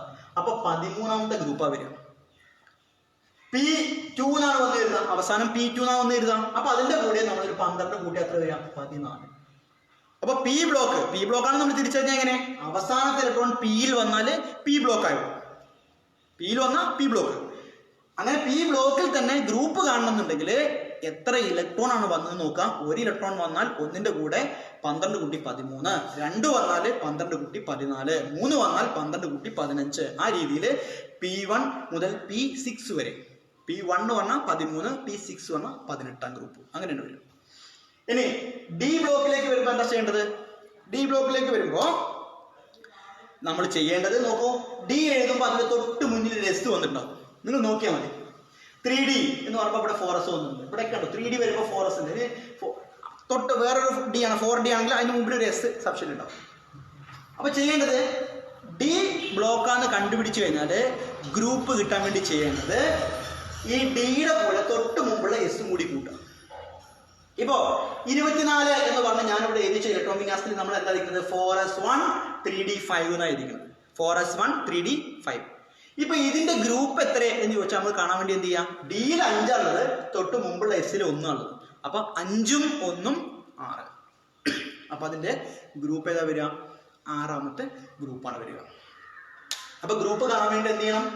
ഇവിടെയുള്ള എസിലാണെങ്കിൽ അതേപോലെ ആ നമ്പർ തന്നെയാണ്. 1 വന്നാൽ 1, 2 വന്നാൽ 2. പിയിലാണെങ്കിൽ എന്ത് ചെയ്യണം? ഉള്ള ഇലക്ട്രോണിന്റെ കൂടെ എത്ര കൂട്ടണം? 12 വെച്ച് കൂട്ടുക. 1 വന്നാൽ 1 + 12 13 അങ്ങനെ വരും. ഡിയിലാണെങ്കിൽ എന്ത് ചെയ്യണം? ഡിയിലാണെങ്കിൽ എന്താ ചെയ്യേണ്ടത്? തൊട്ട് മുമ്പുള്ള എസ് നോക്കുക, അതിനകത്ത് എത്ര ഇലക്ട്രോൺ നോക്കാം. ഡിയിലെയും എസിലെയും കൂടി ആഡ് ചെയ്താൽ നമുക്ക് കിട്ടും. ഓക്കെ, അപ്പൊ ഈ രീതിയിലാണ് നമുക്ക് ഗ്രൂപ്പ് വേണ്ടത്. ഇനി പീരിയഡ് നോക്കാം. പീരിയഡ് എങ്ങനെ നോക്കാം? സബ്ഷെൽ. ഇത് വളരെ സിമ്പിൾ ആണ്. പീരിയഡ് എന്ന് പറഞ്ഞത് ഒരു സബ്ഷെൽ ഇലക്ട്രോണിക് നമ്മൾ നോക്കുക. അതില് ഈ പറയുന്നത് നോക്കൂ. ഈ 1 ഈ ഫ്രണ്ടിൽ ഇരിക്കുന്ന 1, 2 എന്നൊക്കെ പറയില്ലേ? 1s2 1 അല്ലേ? 2s2 2 ഒക്കെ ഇല്ലേ? ഇതെന്താ സാധനം? ഇതെന്താ സംഗതി? ഇതൊക്കെ നമുക്കറിയാം. ഇതൊക്കെ നമ്മുടെ ഷെൽ നമ്പറുകളാണ്. ഇത് 1 എന്ന് പറഞ്ഞാൽ അല്ലേ ഷെൽ നമ്പറാണ്. അപ്പൊ ഇതിനകത്തുള്ള ഏറ്റവും വലിയ ഷെൽ നമ്പർ നോക്കാം. അപ്പൊ ഇപ്പൊ എഴുതിയിരിക്കുന്നത് 4 ആണ്. ഇവിടെ 4 ആണ്, ഇവിടെയും 4 ആണ്. നിങ്ങൾക്ക് കാണുന്നുണ്ടാവും തോന്നുന്നു. ഇവിടെയൊക്കെ 4 ആണ് ഏറ്റവും വലിയ നമ്പർ. അല്ലെങ്കിൽ നിങ്ങൾ ശ്രദ്ധിച്ചാൽ മതി. ഒരു സബ്ഷെൽ ഇലക്ട്രോൺ വിന്യാസം നോക്കുമ്പോൾ അതിൽ ഏറ്റവും വലിയ ഷെൽ നമ്പർ നിങ്ങൾ നോക്കാം. ഈ 1s2 എന്ന് എഴുതി കഴിഞ്ഞാൽ 2 നമ്പറാണുള്ളത്. ആദ്യമുള്ള 1 ഉണ്ട്, പിന്നെ മുകളിലുള്ള 2 ഉണ്ട്. ഈ 1 എന്ന് പറയുന്നത് ഏതാണ്? ഷെൽ നമ്പർ ആണ്. ഈ 2 മുകളിലുള്ള 2 പറഞ്ഞാൽ ഇലക്ട്രോണിന്റെ എണ്ണമാണ്. അപ്പൊ ഒന്ന് മാറിപ്പോരുത് കേട്ടോ, കൂട്ടുകാർക്ക് മാറിപ്പോയില്ലേ. അപ്പൊ ഇതിനകത്ത് ഏറ്റവും വലിയ ഷെൽ നമ്പർ നോക്കുക. അത് 4 ആണെങ്കിൽ 4ാമത്തെ പീരീഡ് ആയിരിക്കും. ഓക്കെ, ഇനി അത് 3 ആണെങ്കിൽ 3ാമത്തെ പീരീഡ് ആയിരിക്കും. അപ്പൊ ഏറ്റവും വലിയ ഷെൽ നമ്പർ ഏതാണോ അതാണ് പീരിയഡ് നമ്പർ എന്ന് പറയുന്നത്. ഓക്കെ, ഇനി അത് കഴിഞ്ഞാൽ നമുക്ക് നോക്കാൻ പറ്റുന്ന ലോഹമാണോ അലോഹമാണോ എന്ന് പറയണം. ലോഹമാണോ അലോഹമാണോ എന്ന് എങ്ങനെ പറയാം? അതിന് നമുക്ക് ആവർത്തന പട്ടികയെ കുറിച്ച് കുറച്ച് ധാരണ ഉണ്ടാകണം. അപ്പൊ ഈ രണ്ട് കാര്യങ്ങൾ, ഈ 5-6 കാര്യങ്ങൾ ഞാൻ ഒരല്പം കൂടി ആവർത്തന പട്ടികയെ കുറിച്ച് പറയാം. ആവർത്തന പട്ടികയിൽ നമ്മൾ പറഞ്ഞു 4 ബ്ലോക്കുകളാണത്, എസ്, പി, ഡി, എഫ്. അവരെ കുറിച്ച് നമുക്ക് പെട്ടെന്ന് പരിചയപ്പെട്ടാലോ? എസ് ബ്ലോക്ക് എന്ന് പറഞ്ഞാൽ 1ാമത്തെയും 2ാമത്തെയും ഗ്രൂപ്പുകൾ ഉൾക്കൊള്ളുന്നതാണ്. എന്ന് വെച്ചാൽ നിങ്ങൾ ആവർത്തന പട്ടികയെ അഭിമുഖമായിട്ട് നിൽക്കുക. ഒരു ആവർത്തന പട്ടിക നിങ്ങളുടെ പാഠപുസ്തകത്തിലൊക്കെ ഉണ്ട്. നിങ്ങൾ ഇനി പഠിക്കുന്ന സമയത്ത് അതിന് അഭിമുഖമായിട്ട് നിൽക്കുമ്പോൾ നിങ്ങൾക്കറിയാം, ആവർത്തന പട്ടികനെ ഫേസ് ചെയ്ത് നിന്ന് കഴിഞ്ഞാൽ നിങ്ങളുടെ ഇടതുവശത്ത് ഉയരത്തിൽ കാണുന്ന 1ാമത്തെയും 2ാമത്തെയും ഗ്രൂപ്പുകളുണ്ട്. അതാണ് നമ്മുടെ എസ് ബ്ലോക്ക് എന്ന് പറയുന്നത്. Okay, S block. അവരുടെ പ്രത്യേകതയും കൂടി ഞാൻ അതിൻ്റെ കൂടെ പറയാണ്. അവരുടെ 1ാമത്തെ പ്രത്യേകത പറഞ്ഞിരുന്നു, അവരുടെ ബാഹ്യതമ ഇലക്ട്രോൺ, അതായത് അവസാനത്തെ ഇലക്ട്രോൺ വരുന്നത് എസ് സബ്ഷെല്ലിലാണ് എന്ന് പറഞ്ഞിരുന്നു. പിന്നെ 2ാമത്തെ പ്രധാനപ്പെട്ട കാര്യം എന്ന് പറഞ്ഞിട്ട് അവരിൽ എല്ലാവരും എന്താണ്, ലോഹ സ്വഭാവം വളരെ കൂടുതലുള്ളവരാണ്. ലോഹ സ്വഭാവം വളരെ കൂടുതലാണ്, ആറ്റത്തിൻ്റെ വലിപ്പം കൂടുതലാണ്, ഇലക്ട്രോ നെഗറ്റിവിറ്റി കുറവാണ്. ഇങ്ങനെയൊക്കെയുള്ള ഒരുപാട് സവിശേഷതകളുള്ളവരാണ് അത് എസ് ബ്ലോക്കുകാർ. ഓക്കെ, അപ്പോൾ നിങ്ങൾ നോക്കിക്കോ, ആ എസ് ബ്ലോക്കിൽ ഉള്ള ആളുകളൊക്കെ ലോഹങ്ങളാന്ന് പറയുമ്പോൾ നമുക്ക് നോക്കിയാൽ മതി, ഈ ബ്ലോക്ക് ഏതാ നോക്കുക. ഇവിടെ എസ് കിട്ടിയതെങ്കിൽ നമുക്ക് എന്ത് പറയാം? അത് ലോഹമാണ് എന്ന് നമുക്ക് ഏകദേശം ഊഹിക്കാൻ പറ്റും, അല്ലെങ്കിൽ ഏകദേശം നമുക്കത് കണ്ടെത്താൻ പറ്റും. ഓക്കെ, ഇനി അലോഹമാണ്, അലോഹ സ്വഭാവമാണോ എന്നെങ്ങനെ നമ്മൾ നോക്കാം? അത് പി ബ്ലോക്കുകാരുടെ സ്വഭാവമാണ് അലോഹം എന്ന് പറഞ്ഞത്. പി ബ്ലോക്കിലാണ് ഹൈഡ്രജൻ ഒഴികെ, ഹൈഡ്രജൻ എന്ന് പറഞ്ഞ ഒരാളെ മാത്രം നമ്മൾ 1ാം ഗ്രൂപ്പിന്റെ മുകളിൽ കൊണ്ടുപോയി വെച്ചിട്ടുണ്ട്. ഹൈഡ്രജൻ ഒഴികെ ബാക്കി എല്ലാ അലോഹങ്ങളും വരുന്നത് എവിടെയാണ്? പി ബ്ലോക്കിലാണ്. അപ്പോൾ പി ബ്ലോക്ക് എന്ന് പറഞ്ഞാൽ പി ബ്ലോക്കുകാരുടെ പ്രത്യേകത എന്ന് പറഞ്ഞാൽ അവർക്ക് അലോഹ സ്വഭാവമാണ് കൂടുതലുള്ളത്. പിന്നെ ആറ്റത്തിന്റെ വലിപ്പം, പി ബ്ലോക്കിലേക്ക് എത്തുമ്പോൾ ആറ്റത്തിന്റെ വലിപ്പം കുറച്ച് കുറവാണ്. അതുകൊണ്ട് തന്നെ ഇലക്ട്രോ നെഗറ്റീവ് സ്വഭാവം പി ബ്ലോക്കിലേക്ക് എത്തുമ്പോൾ കൂടുകയാണ് ചെയ്യുന്നത്. ക്രിയാശീലതയും കൂടുതലുണ്ട്, ആറ്റത്തിന്റെ വലിപ്പം കുറവാണ്, ക്രിയാശീലത കൂടുതലുണ്ട്. ക്രിയാശീലത കൂടുതലാണെന്ന് പറഞ്ഞത് ഇലക്ട്രോ നെഗറ്റീവ് സ്വഭാവം കൂടുതലാണ്, ഇലക്ട്രോ പോസിറ്റീവ് സ്വഭാവം അഥവാ ലോഹ സ്വഭാവം കുറവുമാണ് എവിടെ? പി ബ്ലോക്കിൽ. മറ്റൊരു കാര്യം കൂടിയുണ്ട്, അതായത് ഖരം, ദ്രാവകം, വാതകം, ലോഹം, അലോഹം, ഉപലോഹം, ഇങ്ങനെ എല്ലാ വിഭാഗത്തിലുമുള്ള മൂലകങ്ങളും പി ബ്ലോക്കിൽ വരുന്നുണ്ട്. ഇപ്പൊ പി ബ്ലോക്കിൽ അങ്ങനെ പ്രത്യേകത ഉണ്ട്. പി ബ്ലോക്കാണ് നമുക്ക് അറിഞ്ഞു കഴിഞ്ഞാൽ, പി ബ്ലോക്കിലാണെന്ന് അറിഞ്ഞു കഴിഞ്ഞാൽ നമുക്ക് പറയാൻ പറ്റുന്നത് ലോഹമാണോ അലോഹമാണോ എന്നുള്ളത് അതിന്റെ സ്ഥാനം നോക്കിക്കൊണ്ട്. ഇനി ഡി ബ്ലോക്ക് ആണെങ്കിലോ, ഡി ബ്ലോക്കാര് മുഴുവനായിട്ടും എന്താണ്? ലോഹങ്ങളാണ്. അപ്പൊ ഡി ബ്ലോക്കാന്ന് കണ്ടെത്തി കഴിഞ്ഞാൽ നമുക്ക് പറയാൻ പറ്റും അത് ലോഹമാണ്. ഇങ്ങനെ നമുക്ക് ഈ ബ്ലോക്ക് ഇത് കണ്ടു കഴിഞ്ഞാൽ, എസ്, പി, ഡി ഒക്കെ കണ്ടു കഴിഞ്ഞാൽ, എഫ് ഒക്കെ കണ്ടു കഴിഞ്ഞാൽ നമുക്ക് പറയാൻ പറ്റും ലോഹമാണോ അലോഹമാണോ എന്നുള്ളത്. അതുപോലെ തന്നെ അയനീകരണ ഊർജ്ജം, ഈ ഇലക്ട്രോമിനസ് നമുക്ക് അയനീകരണ ഊർജ്ജത്തെ കുറിച്ചും ധാരണ കിട്ടും. അയനീകരണ ഊർജ്ജത്തെ കുറിച്ച് എന്താണ് ധാരണ? അതായത് ലോഹ സ്വഭാവം കൂടുതലാണെങ്കിൽ, ലോഹ സ്വഭാവം കൂടുതലാണെങ്കിൽ അയനീകരണ ഊർജ്ജം കുറവും, അലോഹ സ്വഭാവം കൂടുതലാണെങ്കിൽ, അലോഹ സ്വഭാവം കൂടുതലാണെങ്കിൽ അയനീകരണ ഊർജ്ജം എങ്ങനെയായിരിക്കും? കൂടുതലും ആയിരിക്കും. ഒരു കൂടി പറയാം, ലോഹ സ്വഭാവം കൂടുതലായിട്ട് നിൽക്കാൻ കരുതാം. അങ്ങനെയാണെങ്കിൽ അയനീകരണ ഊർജ്ജം കുറവായിരിക്കും. അതേസമയം അലോഹ സ്വഭാവമാണ് കൂടുതലെങ്കിൽ അയനീകരണ ഊർജ്ജവും കൂടുതലായിരിക്കും. അപ്പൊ ഈ കാര്യങ്ങളൊക്കെ നമുക്ക് ഇങ്ങനെ മനസ്സിലാക്കാൻ പറ്റും. ഓക്കെ, ഇനി അവസാനമായിട്ട് ഒരു ചോദ്യം ഇത് കൂടി നമുക്ക് ഉൾപ്പെടുത്താൻ വേണ്ടിയിട്ടാണ്. അതായത് ചിലപ്പോൾ ചോദ്യത്തിൽ ഇങ്ങനെ തരാം നമ്മളോട്, ഇത് മാത്രം തരും. അപ്പൊ ഞാൻ ഇവിടെ എഴുതി കാണുന്നുണ്ടാവും, എങ്കിലും ഞാൻ ഒന്നുകൂടെ വായിക്കാം. അതായത് ഒരു മൂലകത്തിന്റെ സബ്ഷെൽ ഇലക്ട്രോൺ വിന്യാസം എഴുതിയപ്പോൾ അതിന്റെ ഏറ്റവും അവസാനം നമുക്ക് 3p5 എന്ന് വന്നു. 3p5 എന്ന് വന്നു. അങ്ങനെയാണെങ്കിൽ ഇതാണ് തന്നിട്ട്, ഇത് മാത്രമേ തന്നിട്ടുള്ളൂ. എന്നിട്ട് പറഞ്ഞു നിങ്ങളോട് ഇതിന്റെ മുഴുവൻ ഇലക്ട്രോൺ വിന്യാസം എഴുതാൻ പറ്റുമോ, ഈ പറഞ്ഞതുപോലുള്ള കാര്യങ്ങളൊക്കെ കാണാൻ പറ്റുമോ എന്ന് ചോദിച്ചാൽ വളരെ സിമ്പിളാണത്. എന്താ ചെയ്യേണ്ടത്? അവസാനം 3p5 ആണ് തന്നു. അപ്പൊ നിങ്ങൾ എന്ത് ചെയ്യണം? ഇതിന് തൊട്ട് മുമ്പുള്ളത് ഏതൊക്കെയാണ് നോക്കണം. 3pയുടെ മുന്നിൽ ആരൊക്കെയുള്ളത്? അപ്പൊ നമുക്കിവിടെ അറിയാം 1s ഉണ്ടാവും, 2s ഉണ്ടാവും, അല്ലേ, 2p ഉണ്ടാവും, പിന്നെ ഏതാ ഉണ്ടാവുക? 3s ഉണ്ടാവും. 3pയുടെ മുന്നിലുള്ളത് 3 ശല്യങ്ങളാണ്.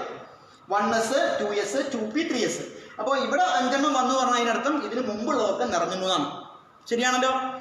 അപ്പൊ ഇവിടെ എഴുതാം, ഇവിടെ 2 എഴുതാം, ഇവിടെ 2, ഇവിടെ എത്ര എഴുതും? 6, ഇവിടെ 2.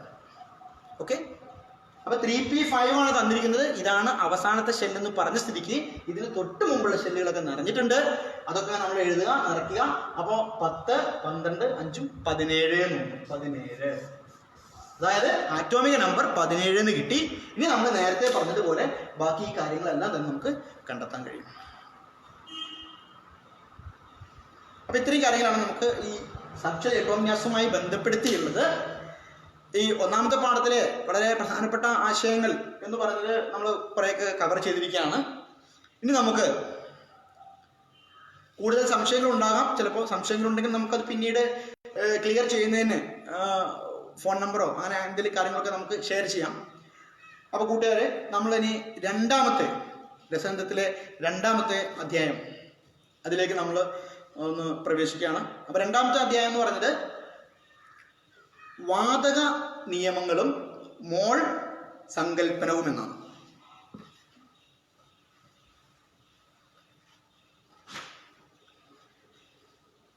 നമുക്ക് പദാർത്ഥത്തിന്റെ വിവിധ അവസ്ഥകളെ കുറിച്ച് നമ്മൾ നന്നായിട്ട് മനസ്സിലാക്കിയിട്ടുണ്ട്. ഈ വിവിധ അവസ്ഥകളിൽ പ്രധാനമായിട്ടും 3 അവസ്ഥകളാണ് നമ്മൾ പഠിച്ചത്. നമുക്ക് 7 അവസ്ഥകളൊക്കെ ഉണ്ട് നമുക്കറിയാം. ഇപ്പോൾ പ്രധാനമായിട്ടുള്ള 3 അവസ്ഥകൾ ഖരം, ദ്രാവകം, വാതകം. ഇതിനകത്ത് വാതകാവസ്ഥയെക്കുറിച്ചാണ് ഈ രണ്ടാമത്തെ ചാപ്റ്ററിൽ കൂടുതലായിട്ട് പ്രതിപാദിക്കുന്നത്. അതുമായി ബന്ധപ്പെട്ടുള്ള വസ്തുതകളും അതുമായി ബന്ധപ്പെട്ടുള്ള 3 നിയമങ്ങളും പിന്നീട് മോൾ എന്ന് പറയുന്ന ഒരു ആശയവുമാണ് നമ്മൾ പരിചയപ്പെട്ടിട്ടുള്ളത്. അപ്പം അതുമായി ബന്ധപ്പെട്ടുള്ള കുറച്ച് ആശയങ്ങൾ നമ്മൾ പങ്കുവയ്ക്കും. വാതകത്തിന്റെ പ്രത്യേകത എന്തൊക്കെയാണ്? വാതകാവസ്ഥയിലുള്ള ഒരു പദാർത്ഥത്തിന്റെ പ്രത്യേകത, എല്ലാ പദാർത്ഥത്തിലും കണികയുണ്ടെന്ന് നമുക്കറിയാം. ഖരവസ്തുവിലാണെങ്കിൽ കണികകൾ വളരെ അടുത്തിരിക്കുന്നത് കൊണ്ട് തന്നെ അത് നല്ല കാഠിന്യമുണ്ട്. ആ കാര്യങ്ങളൊക്കെ നമ്മൾ മനസ്സിലാക്കിയിട്ടുണ്ട്. വാതകാവസ്ഥയിലാണെങ്കിൽ ഈ കണികൾ എങ്ങനെ ഇരിക്കുന്നത്? അടുത്താണോ? ഒരിക്കലും അല്ല. അവരെങ്ങനെ ഇരിക്കുന്നത്? വളരെ അകന്ന് തന്നെ ഇരിക്കുന്നു. കണികളെല്ലാം വളരെ അകന്നിരിക്കുന്നു. കണികൾ അകന്നിരിക്കുന്നത് കൊണ്ട് തന്നെ ആകർഷണ ബലം കുറവും കണികകളുടെ സഞ്ചാര സ്വാതന്ത്ര്യം, ചലന സ്വാതന്ത്ര്യം വളരെ കൂടുതലുമാണെന്ന് നമുക്കറിയാം. ഇങ്ങനെ ചലന സ്വാതന്ത്ര്യം കൂടിയ കണികൾ എന്ത് ചെയ്യുന്നു? യഥേഷ്ടം ചലിക്കുകയും അങ്ങനെ ചലിക്കുന്ന സമയത്ത് അവരെന്ത് ചെയ്യും? പരസ്പരം കൂട്ടിയിടിക്കുന്നു. ഇല്ലേ? ഇങ്ങനെ ഫ്രീ ആയിട്ട് ചലിച്ചുകൊണ്ടിരിക്കാം. അതുകൊണ്ട് അവർ പരസ്പരം കൂട്ടിയിടിക്കും. ചിലപ്പോൾ അവരെന്ത് ചെയ്യും? ഈ അത് എടുത്തിരിക്കുന്ന പാത്രത്തിന്റെ വശങ്ങളിൽ, പാത്രമോ അല്ലെങ്കിൽ എവിടെയാണോ ഇരിക്കുന്നത് അതിൻ്റെയൊക്കെ വശങ്ങളിൽ ഭിത്തിയിലൊക്കെ പോയിട്ട് ഇടിക്കുകയും ചെയ്യും. ഇത്തരത്തിൽ ഇങ്ങനെ ചലിച്ചുകൊണ്ടിരിക്കുന്ന യഥേഷ്ടം ചലിക്കാൻ കഴിയുന്ന കണികകളാണ് വാതക അവസ്ഥയിലുള്ളത്. ഈ കണികകളുടെ കൂട്ടിയിടിയെ നമ്മൾ എന്താ വിളിക്കാം? കൊളീഷൻ എന്നാ വിളിക്കുക. ഈ കൊളീഷൻ, അതിന്റെ കൊളീഷന് പ്രത്യേകത ഉണ്ട്. കൊളീഷൻ ഇലാസ്തികമാണെന്ന് പറയാം. എന്ന് വെച്ചാൽ പോയി ഇടിച്ചു കഴിഞ്ഞാൽ അവിടെ തന്നെ നിൽക്കൂല. നിൽക്കുക എന്ന് പറഞ്ഞാൽ എന്താ അർത്ഥം? ഒരു സാധനം പോയിട്ട് ഇടിച്ചിട്ട് നിന്നു പറഞ്ഞ അർത്ഥം എന്താ അറിയോ? ഈ ഇടിക്കാൻ വേണ്ടി പോയ ആള് അതിന്റെ കയ്യിലുള്ള ഊർജം മുഴുവൻ നൽകി കഴിയുമ്പോഴാണ് അവിടെ തന്നെ നിൽക്കുന്നത്. എന്നാൽ ഈ വാതക തന്മാത്രകളുടെ കൊളീഷൻ അല്ലെങ്കിൽ കൂട്ടിയിടി എന്ന് പറയുന്നത് ഇലാസ്തികമാണെന്ന് പറയും. അതുകൊണ്ട് തന്നെ അവിടെ പോയി ഇടിച്ചു കഴിഞ്ഞാൽ തിരിച്ചു തന്നെ വരും. അവിടെ ബലം പ്രയോഗിക്കുന്നുണ്ട്, പോയി ഇടിക്കുന്ന സമയത്ത് അവിടെ ബലം പ്രയോഗിക്കുന്നുണ്ട്. പക്ഷെ ഊർജം പൂർണ്ണമായിട്ടും കൈമാറുന്നില്ല. ഊർജം നഷ്ടപ്പെടാതെയാണ് തിരിച്ചു വരുന്നത്. ഇലാസ്തികമാണ് തിരിച്ചു വരല്. അതുകൊണ്ട് ഇവിടെ ബലം പ്രയോഗിക്കുന്നുണ്ട്, പക്ഷെ ഇലാസ്തികമായിട്ടുള്ള ചലനം. ഓക്കെ, അപ്പൊ ഇത്തരത്തില് കണികകളിൽ കൂട്ടിയിടിക്കുന്നു, ബലം പ്രയോഗിക്കുന്നു. ആ ബലം എന്ത് ചെയ്യുന്നു? വാതകങ്ങളുടെ മർദ്ദത്തിനും കാരണമാകുന്നുണ്ട്. വാതകങ്ങളുടെ മർദ്ദത്തിന്. അപ്പോൾ വാതകത്തിന്റെ പ്രത്യേകത എന്ന് പറയുമ്പോൾ അതിന് വാതകാവസ്ഥയിൽ എങ്ങനെയാണ് മർദ്ദം ഉണ്ടാകുന്നത്, പിന്നെ അതിന് വ്യാപ്തം എങ്ങനെയാണ്, ഇത്തരം കാര്യങ്ങളൊക്കെ തന്നെ നമ്മൾ ചർച്ച ചെയ്തിട്ടുണ്ട്.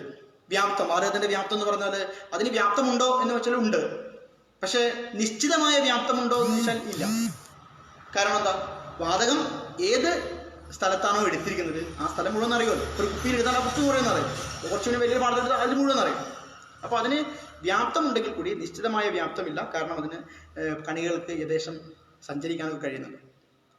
ഇനി നമുക്ക് ഇതിന്റെ ഈ വ്യാപ്തം എന്ന് പറഞ്ഞാൽ എന്താണെന്ന് നിങ്ങൾക്ക് അറിയാമല്ലോ അല്ലേ? വ്യാപ്തം എന്ന് പറഞ്ഞാൽ എന്താ? സ്ഥിതി ചെയ്യാൻ ആവശ്യമായ സ്ഥലം. ഒരു പദാർത്ഥത്തിന് സ്ഥിതി ചെയ്യാൻ ആവശ്യമായ സ്ഥലത്തെയാണ് അതിന്റെ വ്യാപ്തം എന്ന് പറയുന്നത്. അപ്പോൾ വാതകത്തിന്റെ വ്യാപ്തം എന്ന് പറഞ്ഞാൽ അതിന് സ്ഥിതി ചെയ്യാൻ ആവശ്യമായ സ്ഥലമാണ്. അപ്പൊ ഇതില് നമുക്ക് ഇതുമായി ബന്ധപ്പെട്ട് നമുക്ക് 3 നിയമങ്ങളാണ് നിങ്ങൾ പഠിച്ചിട്ടുണ്ടാവുക. ഈ 3 നിയമങ്ങൾ ഒന്ന് നമുക്ക് നോക്കാം.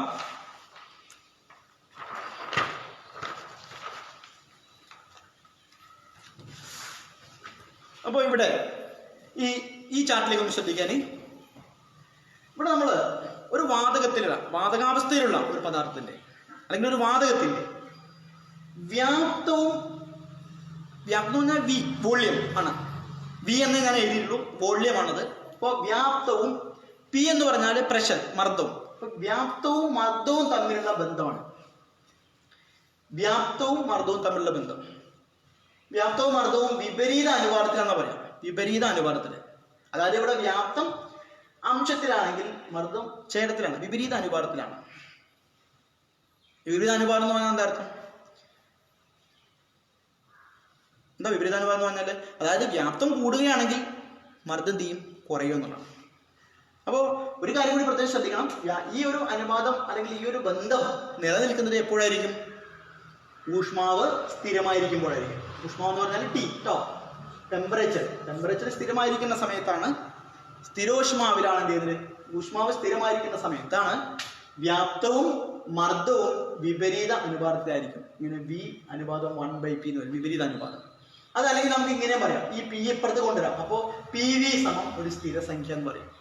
അതായത് മർദ്ദത്തിന്റെയും വ്യാപ്തത്തിന്റെയും ഗുണനഫലം സ്ഥിരസംഖ്യ ആയിരിക്കും.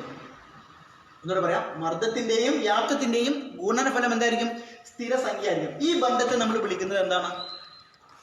ബോയിൽ നിയമം എന്നാണ്. ഈ ബന്ധത്തെ നമ്മൾ വിളിക്കുന്നത് ബോയിൽ നിയമം എന്നാണ്. അപ്പൊ ബോയിൽ നിയമം എന്ന് പറഞ്ഞാൽ മർദ്ദവും വ്യാപ്തവും വിപരീത അനുപാതത്തിലാണ്. അതുപോലെ തന്നെ അടുത്തതായിട്ടുള്ള ബന്ധം എന്ന് പറയുന്നത് വ്യാപ്തവും ഊഷ്മാവും തമ്മിലുള്ള ബന്ധമാണ്. വ്യാപ്തവും ഊഷ്മാവും വിയും ടിയുമാണ്. വി വോള്യം, ടി ടെമ്പറേച്ചർ, ഊഷ്മാവ്. എന്താണ് ബന്ധം? വിയും ടിയും നേർ അനുപാതത്തിലാണെന്നാണ്. അതായത് വ്യാപ്തം കൂടുകയാണെങ്കിൽ ഊഷ്മാവും കൂടും. ഓക്കെ, മർദ്ദം സ്ഥിരമായിരിക്കണം. അവിടെ ഈ ഒരു ബന്ധം നമ്മൾ പറയുന്ന സമയത്ത് ഇവിടെ മർദ്ദമാണ് നമ്മൾ സ്ഥിരമായിട്ടിരിക്കുന്നത്. മർദ്ദം സ്ഥിരമായിട്ടിരിക്കുന്നു, പി സ്ഥിരമാണ്. പക്ഷെ അതേസമയം വിയും ടിയും എങ്ങനെയാണ്? നേർ അനുപാതത്തിലാണ് വരുന്നത്. അതായത് വ്യാപ്തം കൂടുന്നു, ഊഷ്മാവ് കൂടുന്നു, അല്ലെങ്കിൽ ഊഷ്മാവ് കൂടുമ്പോൾ വ്യാപ്തം കൂടുന്നു. ശ്രദ്ധിക്കുക. അതിന് വേറെ രീതിയിൽ പറയാം നമുക്ക്. വി ബൈ ടി സമം ഒരു സ്ഥിരസംഖ്യ എന്ന് പറയും. വി ബൈ ടി സമം സ്ഥിരസംഖ്യ. ഈ ബന്ധത്തെ നമ്മൾ വിളിക്കുന്നത് ചാൾസ് നിയമം എന്നാണ്. ചാൾസ് നിയമം. അപ്പോ വ്യാപ്തവും ഊഷ്മാവും തമ്മിലുള്ള ബന്ധം സൂചിപ്പിക്കുന്ന നിയമം ഏത് എന്ന് ചോദിച്ചാൽ ഏതാണ്? ചാൾസ് നിയമമാണ്. വ്യാപ്തവും മർദ്ദവും തമ്മിലുള്ള ബന്ധം സൂചിപ്പിക്കുന്ന നിയമം ഏത് വെച്ചാൽ ഏതാണ്? ബോയിൽ നിയമമാണ്. അതുപോലെ തന്നെ വ്യാപ്തവും എന്ന് പറഞ്ഞാൽ എന്താ? കണികകളുടെ എണ്ണം, നമ്പർ ഓഫ് മോൾസ്, അല്ലേ? അപ്പോ ഇവിടെ വ്യാപ്തവും എന്നും തമ്മിലുള്ള ബന്ധം, വ്യാപ്തവും കണികകളുടെ എണ്ണവും തമ്മിലുള്ള ബന്ധമാണ് പറയുന്നത്. അതെങ്ങനെയാണ്? വ്യാപ്തം കണികകളുടെ എണ്ണത്തിന് നേർ അനുപാതത്തിലാണ്. വ്യാപ്തം കണികകളുടെ എണ്ണത്തിന് നേർ അനുപാതത്തിലാണ്. അതെങ്ങനെ സൂചിപ്പിക്കുന്നത്? വി നേർ അനുപാതം എൻ.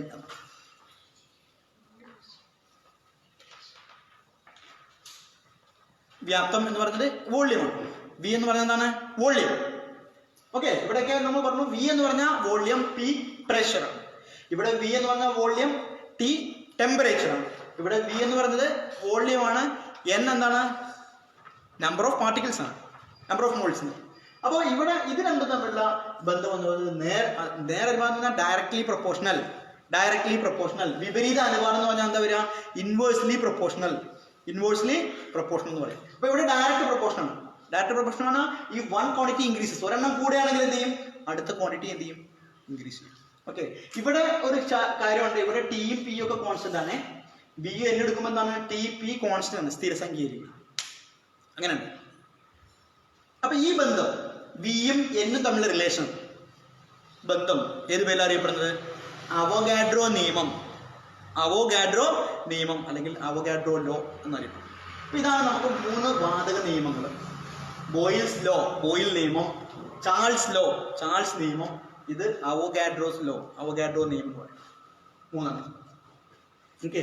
അപ്പൊ ഇങ്ങനെ 3 വാതക നിയമങ്ങൾ പരിചയപ്പെടാനുണ്ട്. ഇതിന്റെ പിന്നെ ആപ്ലിക്കേഷൻ ടൈപ്പ് എന്ന് പറഞ്ഞാൽ ചിലപ്പോൾ ചോദിക്കുക, നിങ്ങളുടെ ടെക്സ്റ്റ് ബുക്കിൽ കാണുന്നത് പോലെയുള്ള ചോദ്യങ്ങൾക്കും സാധ്യതയുണ്ട്. അതായത് ഒരു പിന്നെ പാത്രത്തിൽ വെള്ളം എടുത്തിട്ട്, ഇതിനിവിടെ വരയ്ക്കാനൊന്നുമില്ല, ഞാൻ പറയുന്നത് മാത്രമേ ഉള്ളൂ. ഒരു പാത്രത്തിൽ വെള്ളം എടുത്തു, നമ്മൾ അതിലേക്ക് ഒരു സ്ട്രോയോ അല്ലെങ്കിൽ ഒരു പൈപ്പോ കിട്ടും, നമ്മൾ ഊതിക്കഴിഞ്ഞാൽ കുമിളകളുണ്ടാവും. ആ പാത്രത്തിന്റെ അടിത്തട്ടിലെ കുമിളകൾക്ക് വ്യാപ്തം എങ്ങനെയായിരിക്കും? കുമിളകൾ എന്ന് പറഞ്ഞാൽ വാതകമാണല്ലോ. അപ്പോൾ അത് അടിത്തട്ടിൽ അതിന്റെ വ്യാപ്തം ചെറുതായിരിക്കും, കുമിള ചെറുതായിരിക്കും. മുകളിലേക്ക് വരുമ്പോൾ കുമിള ഇങ്ങനെ വലുതായിട്ട് വരും. കാരണം എന്താ? അടിയിലെ മർദ്ദം കൂടുതലാണ്. അപ്പൊ മർദ്ദം കൂടുമ്പോൾ വ്യാപ്തം കുറഞ്ഞു ആണോ? വിപരീത അനുപാതം. മർദ്ദം എന്ന് പറഞ്ഞാൽ പ്രഷർ ഇൻക്രീസ് ചെയ്തു, അതായത് മർദ്ദം കൂടി, ദ്രാവകത്തിന്റെ അടിത്തട്ടിൽ മർദ്ദം കൂടി, അപ്പോൾ എന്ത് ചെയ്തു? വ്യാപ്തം ഡിക്രീസ് ചെയ്തു. ഇനി മുകളിലേക്ക് വന്നപ്പോൾ എന്ത് ചെയ്തു? ഈ പ്രഷർ എന്ത് ചെയ്തു? ഡിക്രീസ് ചെയ്തു. പ്രഷർ കുറഞ്ഞു. പ്രഷർ കുറഞ്ഞപ്പോൾ എന്ത് ചെയ്തു? വോള്യം ഇൻക്രീസ് ചെയ്തു. അതുകൊണ്ടാണ് കുമിള വലുതായത്. അത്തരത്തിലുള്ള ആപ്ലിക്കേഷൻ കാര്യങ്ങൾ കൂടി ഉണ്ട്. അതും കൂടി നമ്മൾ ഇതിനോടുകൂടി ഉൾപ്പെടുത്തുന്നതാണ് പറയാനുള്ളത്. ഇനി നമുക്ക് ആ രണ്ടാമത്തെ ചാപ്റ്ററിന്റെ തന്നെ അടുത്ത പ്രധാന ആശയത്തിലേക്ക് നമ്മൾ ഒന്ന് പ്രവേശിക്കുകയാണ്. പ്രധാന ആശയം എന്ന് പറയുന്നത് എന്താണ്? അത് മോളാണ്. മോൾ. അപ്പോൾ മോൾ എന്ന് പറഞ്ഞാൽ പദാർത്ഥത്തിന്റെ അളവ് സൂചിപ്പിക്കുന്നതിനുള്ള ഏകകമാണ്, അളവാണ്. പദാർത്ഥത്തിന്റെ അളവ്, എമൗണ്ട് ഓഫ് സബ്സ്റ്റൻസ് എന്ന് പറയും, അത് സൂചിപ്പിക്കുന്നതിനുള്ള ഏകകമാണിത് മോൾ എന്ന് പറയുന്നത്. അപ്പോൾ നമ്മളത് ഈ 10ാം തരത്തിലാണ് നമ്മൾ ഈ മോളിനെ പരിചയപ്പെടുന്നത്. അപ്പോൾ അതിലേക്ക് പോകുന്നതിന് മുമ്പായിട്ട്, മുന്നോടിയായിട്ട് ചില ആശയങ്ങൾ നമ്മൾ നിങ്ങളെ ഒന്ന് എന്താ പറയുക, റിമൈൻഡ് ചെയ്യുക, ഒന്ന് ഓർമ്മിപ്പിക്കാൻ വേണ്ടി ഞാൻ ആഗ്രഹിക്കുന്നു. അപ്പോൾ അത് നമുക്കറിയാം. ഇപ്പോൾ ആറ്റം എന്താണെന്ന് നമുക്കറിയാം. ചെറിയ അതിസൂക്ഷ്മമായ കണികയാണ് ആറ്റം എന്ന് പറയുന്നത്, അല്ലേ? ആ ആറ്റത്തിന് ഒരു നമ്പറിനെ കുറിച്ച് നമ്മൾ പഠിച്ചിട്ടുണ്ട്. അതാണ് ആറ്റോമിക് നമ്പർ എന്നറിയാം. അത് പ്രോട്ടോൺ, ഇലക്ട്രോൺ എണ്ണൊക്കെയാണ്. അതുപോലെ തന്നെ ആറ്റത്തിന്റെ മാസിനെ കുറിച്ചും നമ്മൾ ധാരണ ഉണ്ടാക്കിയിട്ടുണ്ടാവും. ഇപ്പോൾ ഒരു ആറ്റം എന്ന് പറഞ്ഞാൽ വളരെ ചെറുതാണെന്ന് നമുക്കറിയാം. അപ്പോൾ അതിൻ്റെ മാസ് എത്രയായിരിക്കും എന്ന് ചോദിച്ചാൽ അത് വളരെ വളരെ വളരെ വളരെ വളരെ അങ്ങനെ പറയാം, അല്ലേ? ഒരുപാട് ചെറുതാണ്. എത്രയെന്ന് വെച്ചാൽ നമുക്ക് സങ്കല്പിക്കാൻ പോലും കഴിയാത്ത അത്രയും സൂക്ഷ്മമായ കണികയായതുകൊണ്ട് തന്നെ അതിൻ്റെ മാസ് വളരെ ചെറുതായിരിക്കും. അപ്പോൾ അതിനെ എങ്ങനെ നമ്മൾ ആ മാസ് എങ്ങനെ നമ്മൾ കണ്ടിട്ടുണ്ടാവുമോ? നേരിട്ട് തൂക്കി നോക്കിയിട്ടുണ്ടാവുമോ? ഇന്നിപ്പോൾ വേണമെങ്കിൽ നമുക്കൊരു ആറ്റത്തിൻ്റെ മാസ് കാണാനുള്ള സാങ്കേതിക വിദ്യയൊക്കെ ഉണ്ട്. പക്ഷെ നമ്മൾ ഉപയോഗിച്ചിട്ടുള്ള ആറ്റത്തിൻ്റെ മാസ്, ഇപ്പോൾ ഓരോ ആറ്റത്തിന്, ഇപ്പോൾ ഹൈഡ്രജൻ എന്ന് പറയുന്ന ഒരു ആറ്റം നമുക്ക് എടുക്കാം. ഏറ്റവും ചെറിയ ആറ്റം ഹൈഡ്രജൻ എന്നല്ല പറഞ്ഞത്. അപ്പോൾ ഹൈഡ്രജൻ്റെ എടുത്തു, ഹൈഡ്രജൻ എന്ന് പറയുന്ന ആറ്റം എടുത്തിട്ട് അതിൻ്റെ മാസ് കണ്ടാൽ അത് 1 എന്ന് അവർ പറയും. 1. ആ 1 എന്ന് പറയുന്നത് നേരത്തെ നമ്മൾ പഠിച്ചിട്ടുണ്ട്. അതെന്താ? ആ 1 എങ്ങനെ കണ്ടുപിടിച്ചത്? കാർബൺ 12 ഒരു ഐസോട്ടോപ്പ് എടുത്ത് അതിൻ്റെ മാസ് കണ്ട് അതിൻ്റെ 1/12 കണ്ട്, അല്ലേ? അതിൻ്റെ എത്ര മടങ്ങുണ്ട് അങ്ങനെ കണ്ടതാണ്. അപ്പോൾ അവിടേക്കൊക്കെ പോയി നമുക്ക് ചിലപ്പോൾ പെട്ടെന്നൊരു കൺഫ്യൂഷനൊക്കെ വരാൻ സാധ്യതയുണ്ട്. അതുകൊണ്ട് ഞാൻ വളരെ സിമ്പിളായിട്ട് പറഞ്ഞു തരാം നിങ്ങൾക്ക്. ഇത് നമ്മൾ മറ്റ് ആറ്റങ്ങളുടെ മാസുമായിട്ട് താരതമ്യം ചെയ്താണ് ഈ 1 ഒക്കെ ഉണ്ടാക്കിയിരിക്കുന്നത്. 1 എന്തായാലും അങ്ങനെ 1 എന്നൊരു സംഗതി, അതിനെക്കുറിച്ച് കൂടുതൽ വേവലാതിപ്പെടാതെ അത് പഠിക്കാം. ഇപ്പോൾ ഹൈഡ്രജൻ്റെ 1 എന്ന് നമുക്കറിയാം. അല്ലെങ്കിൽ തന്നെ നമുക്ക് ക്വസ്റ്റ്യൻ പേപ്പറിലാണെങ്കിൽ ചോദ്യം ഉത്തരം എഴുതുന്ന രീതി മാത്രം നമ്മൾ നോക്കുന്നെങ്കിൽ ക്വസ്റ്റ്യൻ പേപ്പറിൽ നമുക്ക് തന്നിട്ടുണ്ടാവും ഹൈഡ്രജൻ്റെ മാസ് അവിടെ ബ്രാക്കറ്റിൽ 1 തന്നിട്ടുണ്ടാവും. കാർബണിൻ്റെ മാസ് 12, ഓക്സിജൻ്റെ 16, ക്ലോറിൻ ആണെങ്കിൽ 35.5, ഇങ്ങനെ പറഞ്ഞ് ഓരോന്നിന് സോഡിയം ആണെങ്കിൽ 23 എന്നൊക്കെ പറഞ്ഞ് നമുക്ക് എന്ത് ചെയ്തിട്ടുണ്ടായിരിക്കും? തന്നിട്ടുണ്ടാവും. അപ്പം അതിനെക്കുറിച്ച് നമ്മൾ വേവലാതിപ്പെടണ്ട. ശരി, ഈ 1 എന്ന് പറഞ്ഞാൽ ഹൈഡ്രജൻ്റെ 1 എന്ന് പറഞ്ഞതും ഓക്സിജൻ്റെ 16 എന്നൊക്കെ പറഞ്ഞതും ഒരാളുടെ ഒറ്റ ആറ്റത്തിൻ്റെ മാസാട്ടോ, ഒറ്റ ആറ്റത്തിൻ്റെ മാസം. പക്ഷേ ആ ഓരോ ആറ്റത്തിൻ്റെ മാസിനെ നമ്മൾ വെറുതെ ഗ്രാമിൽ പറയുകയാണെങ്കിൽ, ഇപ്പോൾ ഹൈഡ്രജൻ്റെ മാസ് എത്രയാണ്? 1 ആണ്. 1 അറ്റോമിക് മാസ് ഓഫ് ഹൈഡ്രജൻ എന്ന് പറഞ്ഞാൽ 1 ആണ്. ഓക്കെ. പക്ഷെ നമ്മൾ എങ്ങനെ എന്ത് ചെയ്യാം? 1 ഗ്രാം എന്ന് പറയുക. 1 ഗ്രാം എന്ന് പറഞ്ഞാൽ എന്തായി? ഹൈഡ്രജന്റെ അറ്റോമിക് മാസിനെ നമ്മൾ ഗ്രാമിൽ എന്ത് ചെയ്തു? എക്സ്പ്രസ് ചെയ്തു, പറഞ്ഞു. അങ്ങനെ ഗ്രാമിൽ പറഞ്ഞു കഴിഞ്ഞാൽ അതിന് നമ്മൾ വിളിക്കുന്ന വേറെ പേരുണ്ട്. എന്താണത്? ഗ്രാം അറ്റോമിക മാസ് എന്നാണ്. ഗ്രാം അറ്റോമിക മാസ്, GAM എന്ന് പറയും. GAM, gram atomic mass. ഇവിടെ GAM. അതുപോലെ തന്നെ ഒരു തന്മാത്രയുടെ ഭാരമാണെങ്കിൽ എങ്ങനെ നമ്മൾ കണ്ടിട്ടുണ്ടാവാം? തന്മാത്രയുടെ ഭാരം ഇപ്പോൾ H2 എന്ന് പറഞ്ഞാൽ ഒരു തന്മാത്രയാണല്ലോ. 2 ഹൈഡ്രജൻ ആറ്റങ്ങൾ കൂടിച്ചേർന്ന തന്മാത്രയാണ് H2 എന്ന് പറഞ്ഞത്. അപ്പോൾ ഒരു ആറ്റത്തിന്റെ 1 ആണ് മാസ് എന്ന് പറഞ്ഞത്, ഒരു ഹൈഡ്രജന്റെ 1. അപ്പോൾ H2 എന്ന് പറഞ്ഞാൽ അത്രേ? there are 2 atoms, 2 ആറ്റംസ് ഉണ്ട് അവിടെ, അല്ലേ? അപ്പോൾ ആ 2 കൂട്ടുമ്പോൾ എത്രേ? 1 1 2. അപ്പോൾ ഹൈഡ്രജന്റെ തന്മാത്ര ഭാരം എന്ന് പറഞ്ഞാൽ എത്ര വരിക? 2 ആണ്. പക്ഷെ ആ 2ന് 2 ആണത്. തന്മാത്ര ഭാരം എന്ന് പറഞ്ഞാൽ മോളിക്കുലർ മാസ് കേട്ടോ. മോളിക്കുലാർ മാസാണ് ഈ തന്മാത്രാ ഭാരം എന്ന് പറയുന്നത്. അപ്പം ഹൈഡ്രജന്റെ മോളിക്കുലാർ മാസ് അല്ലെങ്കിൽ തന്മാത്രാ ഭാരം എന്ന് പറഞ്ഞത് 2ആണ്. കാരണം അവിടെ 2 ആറ്റങ്ങൾ ഉണ്ടായിരുന്നു. ഇനി ആ മോളിക്കുലാർ മാസ് അതിനെ നമ്മൾ ഗ്രാമിൽ പറഞ്ഞാൽ അതിനെ നമ്മൾ എന്താ വിളിക്കാം? GM എന്ന് വിളിക്കാം. ഗ്രാം മോളിക്കുലാർ മാസ് അല്ലെങ്കിൽ ഗ്രാം തന്മാത്രാ ഭാരം എന്ന് പറയും. GMM. അപ്പോൾ ഒരിക്കൽ കൂടി പറയുന്നു, ആറ്റോമിക മാസ് എന്ന് പറയുന്നത് ഒരാറ്റത്തിൻ്റെയാണ്. പക്ഷെ അതിനെ ഗ്രാമിൽ പറഞ്ഞാൽ അത് GAM ആയി. ഇനി പറയാനുള്ള കാര്യം നന്നായി ശ്രദ്ധിക്കണേ. ഈ GAM എന്ന് പറഞ്ഞാൽ അതൊരിക്കലും ഒരു ആറ്റത്തിൻ്റെ അല്ല. അതാണ് നമ്മൾ ഏറ്റവും ശ്രദ്ധിക്കേണ്ട കാര്യം. ഒരാറ്റത്തിൻ്റെ എന്ന് പറഞ്ഞാൽ H=1 എന്ന് മാത്രമേ എഴുതിയിട്ടുള്ളൂ.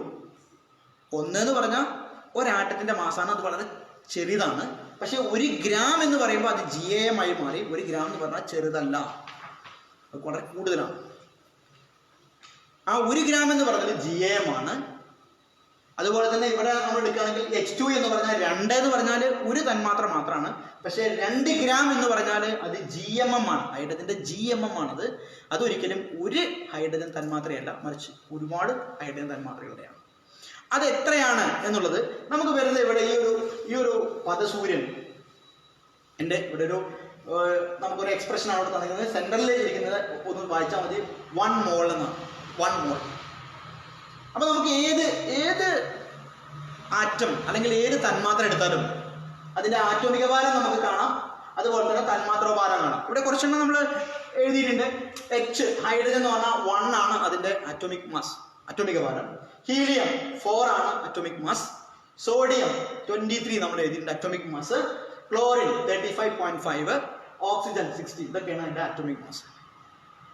ഇനി ഈ അറ്റോമിക് മാസിന്റെ കൂടെ ഒക്കെ നമ്മൾ എന്ത് ചെയ്യാം? G ചേർത്താൽ എന്തായി?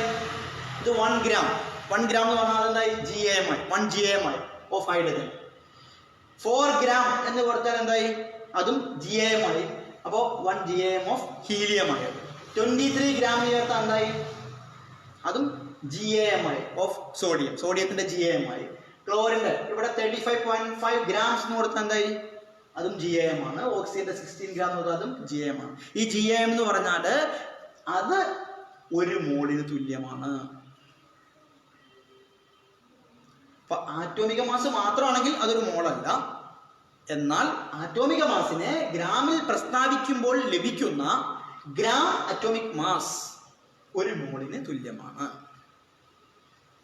അതുപോലെ തന്മാത്രാ ഭാരം അഥവാ മോളിക്കുലാർ മാസ് കാണാം. ഇവിടെ Cl2 ഇവിടെ 35.5 35.5 ആഡ് ചെയ്യുമ്പോൾ 2 എണ്ണം ഉണ്ട്. ഇവിടെ ഒരെണ്ണത്തിലാണ് 35.5, 2 എണ്ണം ആകുമ്പോൾ എത്ര വരും? 71 എന്ന് തോന്നുന്നു. ഹീലിയത്തിന്റെ കാര്യം പ്രത്യേകതയുണ്ട്, അത് നമുക്ക് ഒന്ന് പറയാം. നമുക്ക് ഈ ജലതന്മാത്ര എടുക്കാം. ജലതന്മാത്ര എടുക്കുമ്പോൾ ഇവിടെ 2 ഹൈഡ്രജൻ എന്ന് വെച്ചാൽ 2, 1 ഓക്സിജൻ 16, 16 2 എത്ര വരിക? 18. ഇങ്ങനെ മനക്കടത്ത് കൂട്ടാനുള്ളതാണ്. 2 ഹൈഡ്രജൻ 2, 1 ഓക്സിജൻ 16, അപ്പോൾ 16 2 18 എന്ന് എഴുതി. ഈ 2ഉം ഈ 71ഉം ഈ 18ഉം ഒക്കെ എന്താണ്? മോളിക്കുലാർ മാസ് മാത്രമാണ്. മോളിക്കുലാർ മാസ് അല്ലെങ്കിൽ തന്മാത്രാ ഭാരം മാത്രമാണ്. അത് ഒരു തന്മാത്രയുടെ ആയിരിക്കും. അതെല്ലാം എത്രയാണ്? ഒരു തന്മാത്രയുടെയാണ്. എന്നാൽ നമ്മളിവിടെ 2 ഗ്രാം, അതുപോലെ 71 ഗ്രാം, 18 ഗ്രാം എന്നൊക്കെ നമ്മൾ പറഞ്ഞാൽ നമ്മൾ ചെയ്തത് മോളിക്കുലാർ മാസ് അഥവാ തന്മാത്രാ ഭാരത്തെ എന്ത് ചെയ്യുകയാണ്? എന്ത് ചെയ്തു? ഗ്രാമിൽ പ്രസ്താവിച്ചു, ഗ്രാമിൽ പറഞ്ഞു. അപ്പൊ അതെന്തായി മാറി? GMM. അതായത് ഗ്രാം മോളിക്കുലാർ മാസായിട്ട് മാറി. ഗ്രാം മോളിക്കുലാർ മാസ് എന്ന് പറഞ്ഞാൽ പിന്നീട് അത് ഒരു തന്മാത്രയുടെ ഭാരമല്ല, മറിച്ച് 1 മോൾ തന്മാത്രയുടെ ഭാരമാണ്. അതാണ് ശ്രദ്ധിക്കേണ്ടത്, 1 മോൾ. അപ്പൊ നമുക്ക് ആറ്റോമിക ഭാരം തന്നാൽ അതിനെ ഗ്രാമിലേക്ക് മാറ്റുക, അപ്പൊ നമുക്ക് 1 മോള് കിട്ടും. തന്മാത്ര തന്നു, തന്മാത്ര ഭാരം നമുക്ക് കണ്ടെത്താം. എങ്ങനെ കണ്ടെത്താം? ആറ്റോമിക ഭാരങ്ങൾ കൂട്ടുക. ഇവിടെ നമ്മളതാ ചെയ്തത്. ഹൈഡ്രജന്റെ 2 കിട്ടാൻ വേണ്ടി 2 ഹൈഡ്രജൻ ആറ്റങ്ങളെ കൂട്ടി, ക്ലോറിന്റെ അങ്ങനെ കൂട്ടി, അങ്ങനെ ഓരോന്നുണ്ട്. ഈ ഹീലിയത്തിന് ഞാൻ മാറ്റി നിർത്തിയത് എന്താ? ഹീലിയം നോക്കുക. ഹീലിയത്തിന് ഇവിടെ ആറ്റോമിക ഭാരം 4 ആണ്. ഹീലിയത്തിന്റെ തന്മാത്രാ ഭാരം ചോദിച്ചാൽ നമ്മൾ എങ്ങനെ കണ്ടുപിടിക്കാം? ഹീലിയത്തിന്റെ തന്മാത്രയിൽ ഒരാറ്റേ ഉള്ളൂ. അത്തരം തന്മാത്രകളുണ്ടല്ലോ. അത്തരം തന്മാത്രകളെ നമ്മൾ എന്താ വിളിച്ചത്, അല്ലെങ്കിൽ നമ്മൾ പഠിച്ചിട്ടുള്ളത്? ഇതാണ് ഏക ആറ്റോമിക തന്മാത്ര. അതായത് മോണോ ആറ്റോമിക് മോളിക്യൂളാണ് കേട്ടോ. മോണോ ആറ്റോമിക് മോളിക്യൂളാണ്. ഇതൊക്കെ എന്താ ഡയാറ്റോമിക് മോളിക്യൂളാണ്.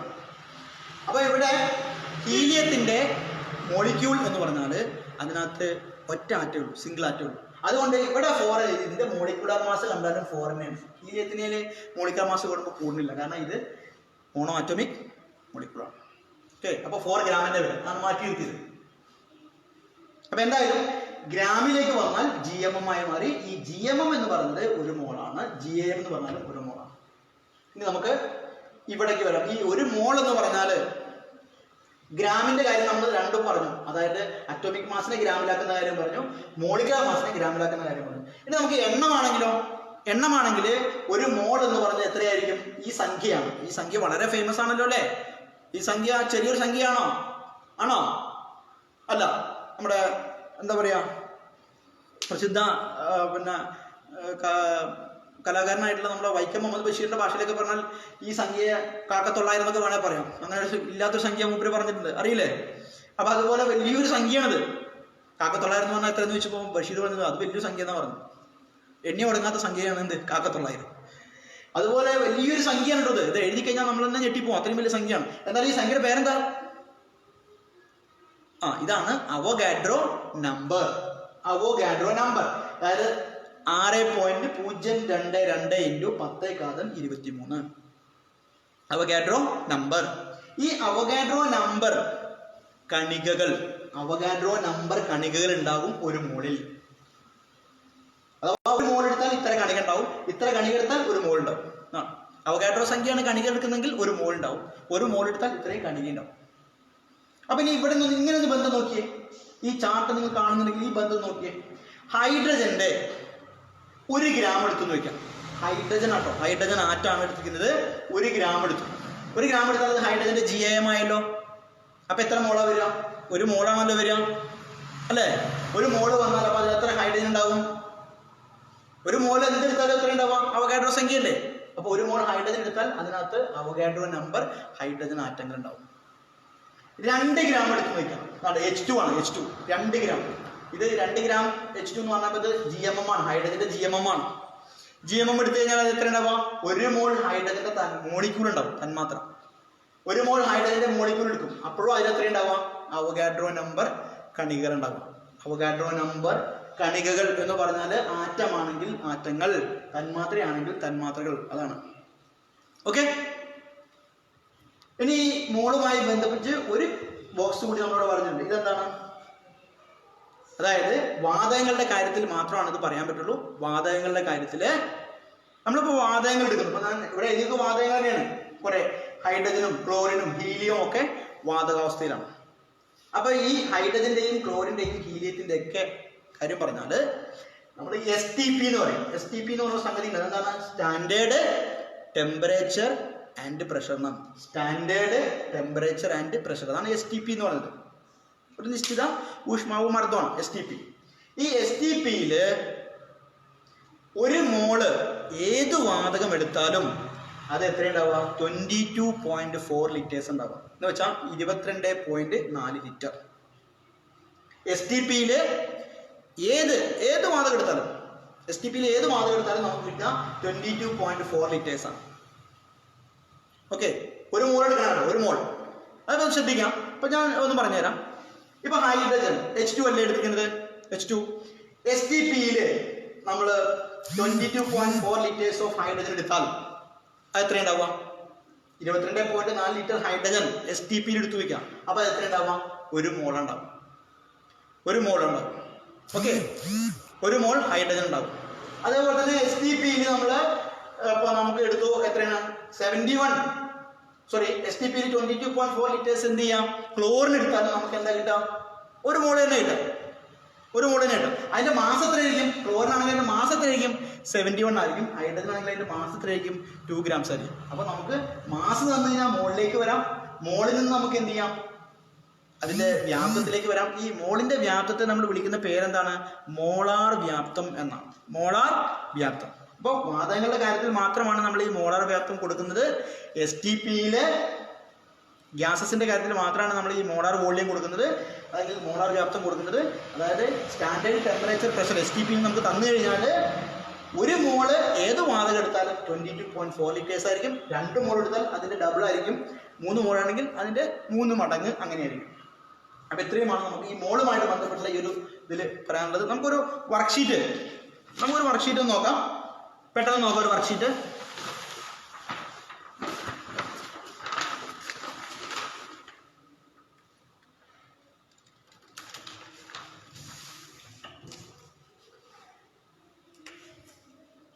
ഈ വർക്ക്ഷീറ്റ് എന്ന് പറഞ്ഞാൽ ഇവിടെ ആറ്റം അല്ലെങ്കിൽ തന്മാത്ര ആണ് കൊടുത്തിരിക്കുന്നത്. ആറ്റം അല്ലെങ്കിൽ തന്മാത്ര, ഹൈഡ്രജൻ. ഇപ്പൊ ഇവിടെ നമ്മൾ ഹൈഡ്രജൻ H എന്നാണ് എഴുതിയിരിക്കുന്നത്. H എന്ന് പറഞ്ഞാൽ ആറ്റമാണോ തന്മാത്രയാണ്? H എന്ന് മാത്രം എഴുതിയാൽ അത് ആറ്റമാണല്ലോ അല്ലെ? H എന്ന് മാത്രം എഴുതിയത് ആറ്റമാണ്. അപ്പോ ഇതിന്റെ ആറ്റോമിക ഭാരം എത്ര? ഹൈഡ്രജന്റെ ആറ്റോമിക ഭാരം ഞാൻ തന്നെ തരാം. ഇവിടെ 1.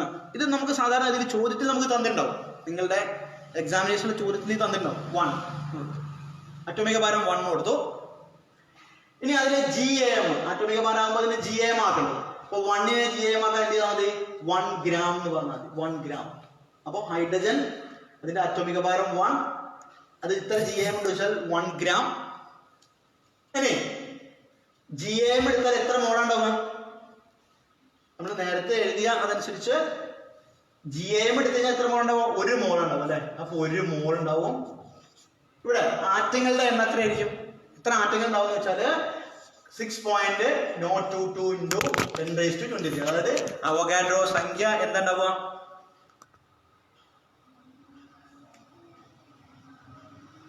അവോഗാഡ്രോ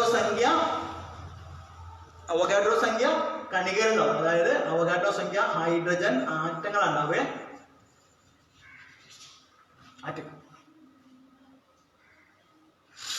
ഇനി ഇവിടെ ഇപ്പൊ തന്നിരിക്കുന്നത് H2 ആണ്. H2 പറഞ്ഞാൽ തന്മാത്രയാണിത്. അപ്പൊ ഇതിന്റെ ഇവിടെ തന്മാത്രാ ഭാരം എത്രയായിരിക്കും വരിക? ആറ്റത്തിന്റെ ഭാരം 1 ആണെങ്കിൽ തന്മാത്രാ ഭാരം എത്രയായിരിക്കും വരിക? 2 വരും. ഇനി അപ്പൊ അത് തന്മാത്ര ആയതുകൊണ്ട് തന്നെ അതിന്റെ GMM ആണ് നമ്മളിവിടെ കാണുന്നത്. 2 ഗ്രാം. 2ന് നേരെ ഗ്രാമിലേക്ക് 2 ഗ്രാം. മോളുകളുടെ എണ്ണം എത്രയാണ്? തന്മാത്രയാണ്. GMM എടുത്താലും 1 മോൾ ഉണ്ടാവും. 1 മോൾ തന്നെ വരാം. ഇവിടെ നമ്മൾ എടുത്തിരിക്കുന്നത് GMM ആയതുകൊണ്ട് തന്നെ തന്മാത്രകളുടെ എണ്ണമാണ് ഈ കള്ളിയിൽ എഴുതുന്നത്. തന്മാത്രകളുടെ എണ്ണം എത്രയായിരിക്കും? 1 മോളില് അവോഗാഡ്രോ സംഖ്യ ഉണ്ടാവും. 1 മോളില് അവോഗാഡ്രോ സംഖ്യ എന്താ ഉണ്ടാവുക? അവോഗാഡ്രോ സംഖ്യ H2 തന്മാത്ര ഉണ്ടാവേ. H2 തന്മാത്രകൾ. ഇപ്പൊ 2 ഗ്രാം ഹൈഡ്രജൻ തന്മാത്ര എടുത്താൽ അതിനകത്ത് അവോഗാഡ്രോ സംഖ്യ ഹൈഡ്രജൻ തന്മാത്ര ഉണ്ടാവുക എന്ന് മനസ്സിലാക്കാം. ആറ്റങ്ങളാക്കണമെങ്കിൽ ഒരു തന്മാത്രയിൽ 2 ആറ്റം ഉള്ളത്. അപ്പോൾ ഇവിടെ 2 കൊണ്ട് ഗുണിക്കണം. ആറ്റാണ് കാണേണ്ടതെങ്കിൽ ഇവിടെ 2 കൊണ്ട് ഗുണിക്കണം. H2O നമുക്ക് നോക്കാം. H2O എന്താ വേണ്ടത്? ഇവിടെ നമ്മൾ നേരത്തെ കണ്ടുപിടിച്ചതാണ്. 2 ഹൈഡ്രജൻ 2, ഒരു ഓക്സിജൻ എത്ര വരിക? 16. അപ്പൊ 16 2 18 ആണ് വരിക. തന്മാത്രാ ഭാരം നമ്മൾ ഉണ്ട് 18. അപ്പൊ ഈ ആറ്റോമിക ഭാരങ്ങൾ നമുക്ക് തന്നു കഴിഞ്ഞാൽ അതിനെ കൂട്ടിയിട്ട് തന്മാത്ര ഭാരം 18 വന്നു. GMM എത്ര വരിക? 18 ഗ്രാം എന്ന് വന്നു. മോളുകളുടെ എണ്ണം വീണ്ടും എത്ര വരിക? 1 GMM ഉള്ളൂ. അപ്പൊ എത്ര വരിക? 1 മോൾ എന്ന് വന്നു. ഇവിടെ ജല തന്മാത്രയാണ്. അപ്പൊ അത് വീണ്ടും എത്ര വരിക? അവോഗാഡ്രോ സംഖ്യ പറഞ്ഞാൽ 6.022 × 10⁻23 ജല തന്മാത്രകൾ. H2O തന്മാത്രകൾ ആണ് വരിക. ഓക്കെ. അതേപോലെ തന്നെ കാർബൺ ഡൈ ഓക്സൈഡിന്റെ നമുക്ക് കാണാൻ പറ്റും. കാർബണിന്റെ ആറ്റോമിക ഭാരം 12 ആണ്. ഓക്സിജന്റെ ആറ്റോമിക ഭാരം എത്രയാണ്? ഓക്സിജന്റെ ആറ്റോമിക ഭാരം 16. അപ്പോ 2 ഓക്സിജൻ ആകുമ്പോൾ എത്ര വരിക? ഇവിടെ നമുക്ക് ഒരു കാർബണിന്റെ 12, 2 ഓക്സിജൻ ആകുമ്പോൾ 16 32, 2 കൂട്ടുമ്പോൾ എത്ര വരിക? 44. അപ്പൊ തന്മാത്ര ഭാരം നമ്മൾ കണ്ടുപിടി എഴുതുക. അതിനുശേഷം അതിന് GMM ആക്കണമെങ്കിൽ 44G എന്ന് എഴുതുക. അത് 1 മോള് അങ്ങനെയായിരിക്കും. ഓക്കെ. അപ്പൊ നമ്മുടെ സമയം ഇവിടെ തീരുകയാണ്. അതുകൊണ്ട് അവസാനിപ്പിക്കുകയാണ്. നമുക്ക് പ്രതീക്ഷിച്ച അത്ര ടോപ്പിക്ക് പോലും എന്ത് ചെയ്യാൻ പറ്റില്ല, ക്ലാസ്സിൽ കവർ ചെയ്യാൻ പറ്റിയില്ല. കാരണം നമുക്ക് വളരെ കുറച്ച് സമയമുള്ളൂ. ഒരുപാട് ആശയങ്ങൾ നമുക്ക് ഷെയർ ചെയ്യാനുണ്ട്. അപ്പോൾ നിങ്ങൾ തീർച്ചയായിട്ടും എന്ത് ചെയ്യാം, മറ്റ് പാഠഭാഗങ്ങളിലെ ആശയങ്ങൾ നന്നായിട്ട് ചെയ്യാൻ വേണ്ടി ശ്രമിക്കുക. ഇനി അവസരം കിട്ടുകയാണെങ്കിൽ തീർച്ചയായിട്ടും നിങ്ങൾക്ക് മുന്നിൽ വീണ്ടും ക്ലാസ്സുമായിട്ട് എത്താമെന്ന് പ്രതീക്ഷിക്കുന്നു. നിങ്ങൾക്ക് എന്തെങ്കിലുമൊക്കെ സംശയങ്ങൾ, ഞാനിപ്പോൾ പങ്കുവച്ച ആശയങ്ങളുമായിട്ടുള്ള സംശയങ്ങളോ അതല്ലെങ്കിൽ മറ്റ് ടോപ്പിക്കുകളുമായിട്ടുള്ള സംശയങ്ങളോ ഉണ്ടെങ്കിൽ നേരിട്ട് നിങ്ങൾക്ക് കോൺടാക്റ്റ് ചെയ്യാൻ ഒരു നമ്പർ തരാം. ആ നമ്പറിൽ കോൺടാക്റ്റ് ചെയ്യുകയാണെങ്കിൽ ഒരു വാട്സപ്പ് നമ്പർ തന്നെയാണ് തരുന്നത്. അതിൽ നിങ്ങൾ വിളിക്കണമെന്നില്ല. വാട്സപ്പിൽ നിങ്ങൾ ചോദ്യങ്ങൾ ചോദിച്ചാൽ മതി. അങ്ങനെയാണെങ്കിൽ തീർച്ചയായിട്ടും നിങ്ങളുടെ സംശയങ്ങൾ വളരെ കുറച്ചുകൂടി സമയം എടുത്തുകൊണ്ട് ചെയ്തു തരാൻ കഴിയുമെന്ന് തോന്നുന്നു. അപ്പോൾ അതുകൊണ്ട് ആ നമ്പർ ഞാൻ ഷെയർ ചെയ്യാണ്, ഒന്ന് നോക്കുക. 974444 4 നാലുകളാണ് 0340. ഒരു കൂടി നമ്പർ പറയാം, 9744 വീണ്ടും 440340. അപ്പോൾ ക്ലാസ് ശ്രമിച്ച എല്ലാ കൂട്ടുകാർക്കും നന്ദി പ്രകാശിപ്പിച്ചുകൊണ്ട് നിർത്തുന്നു.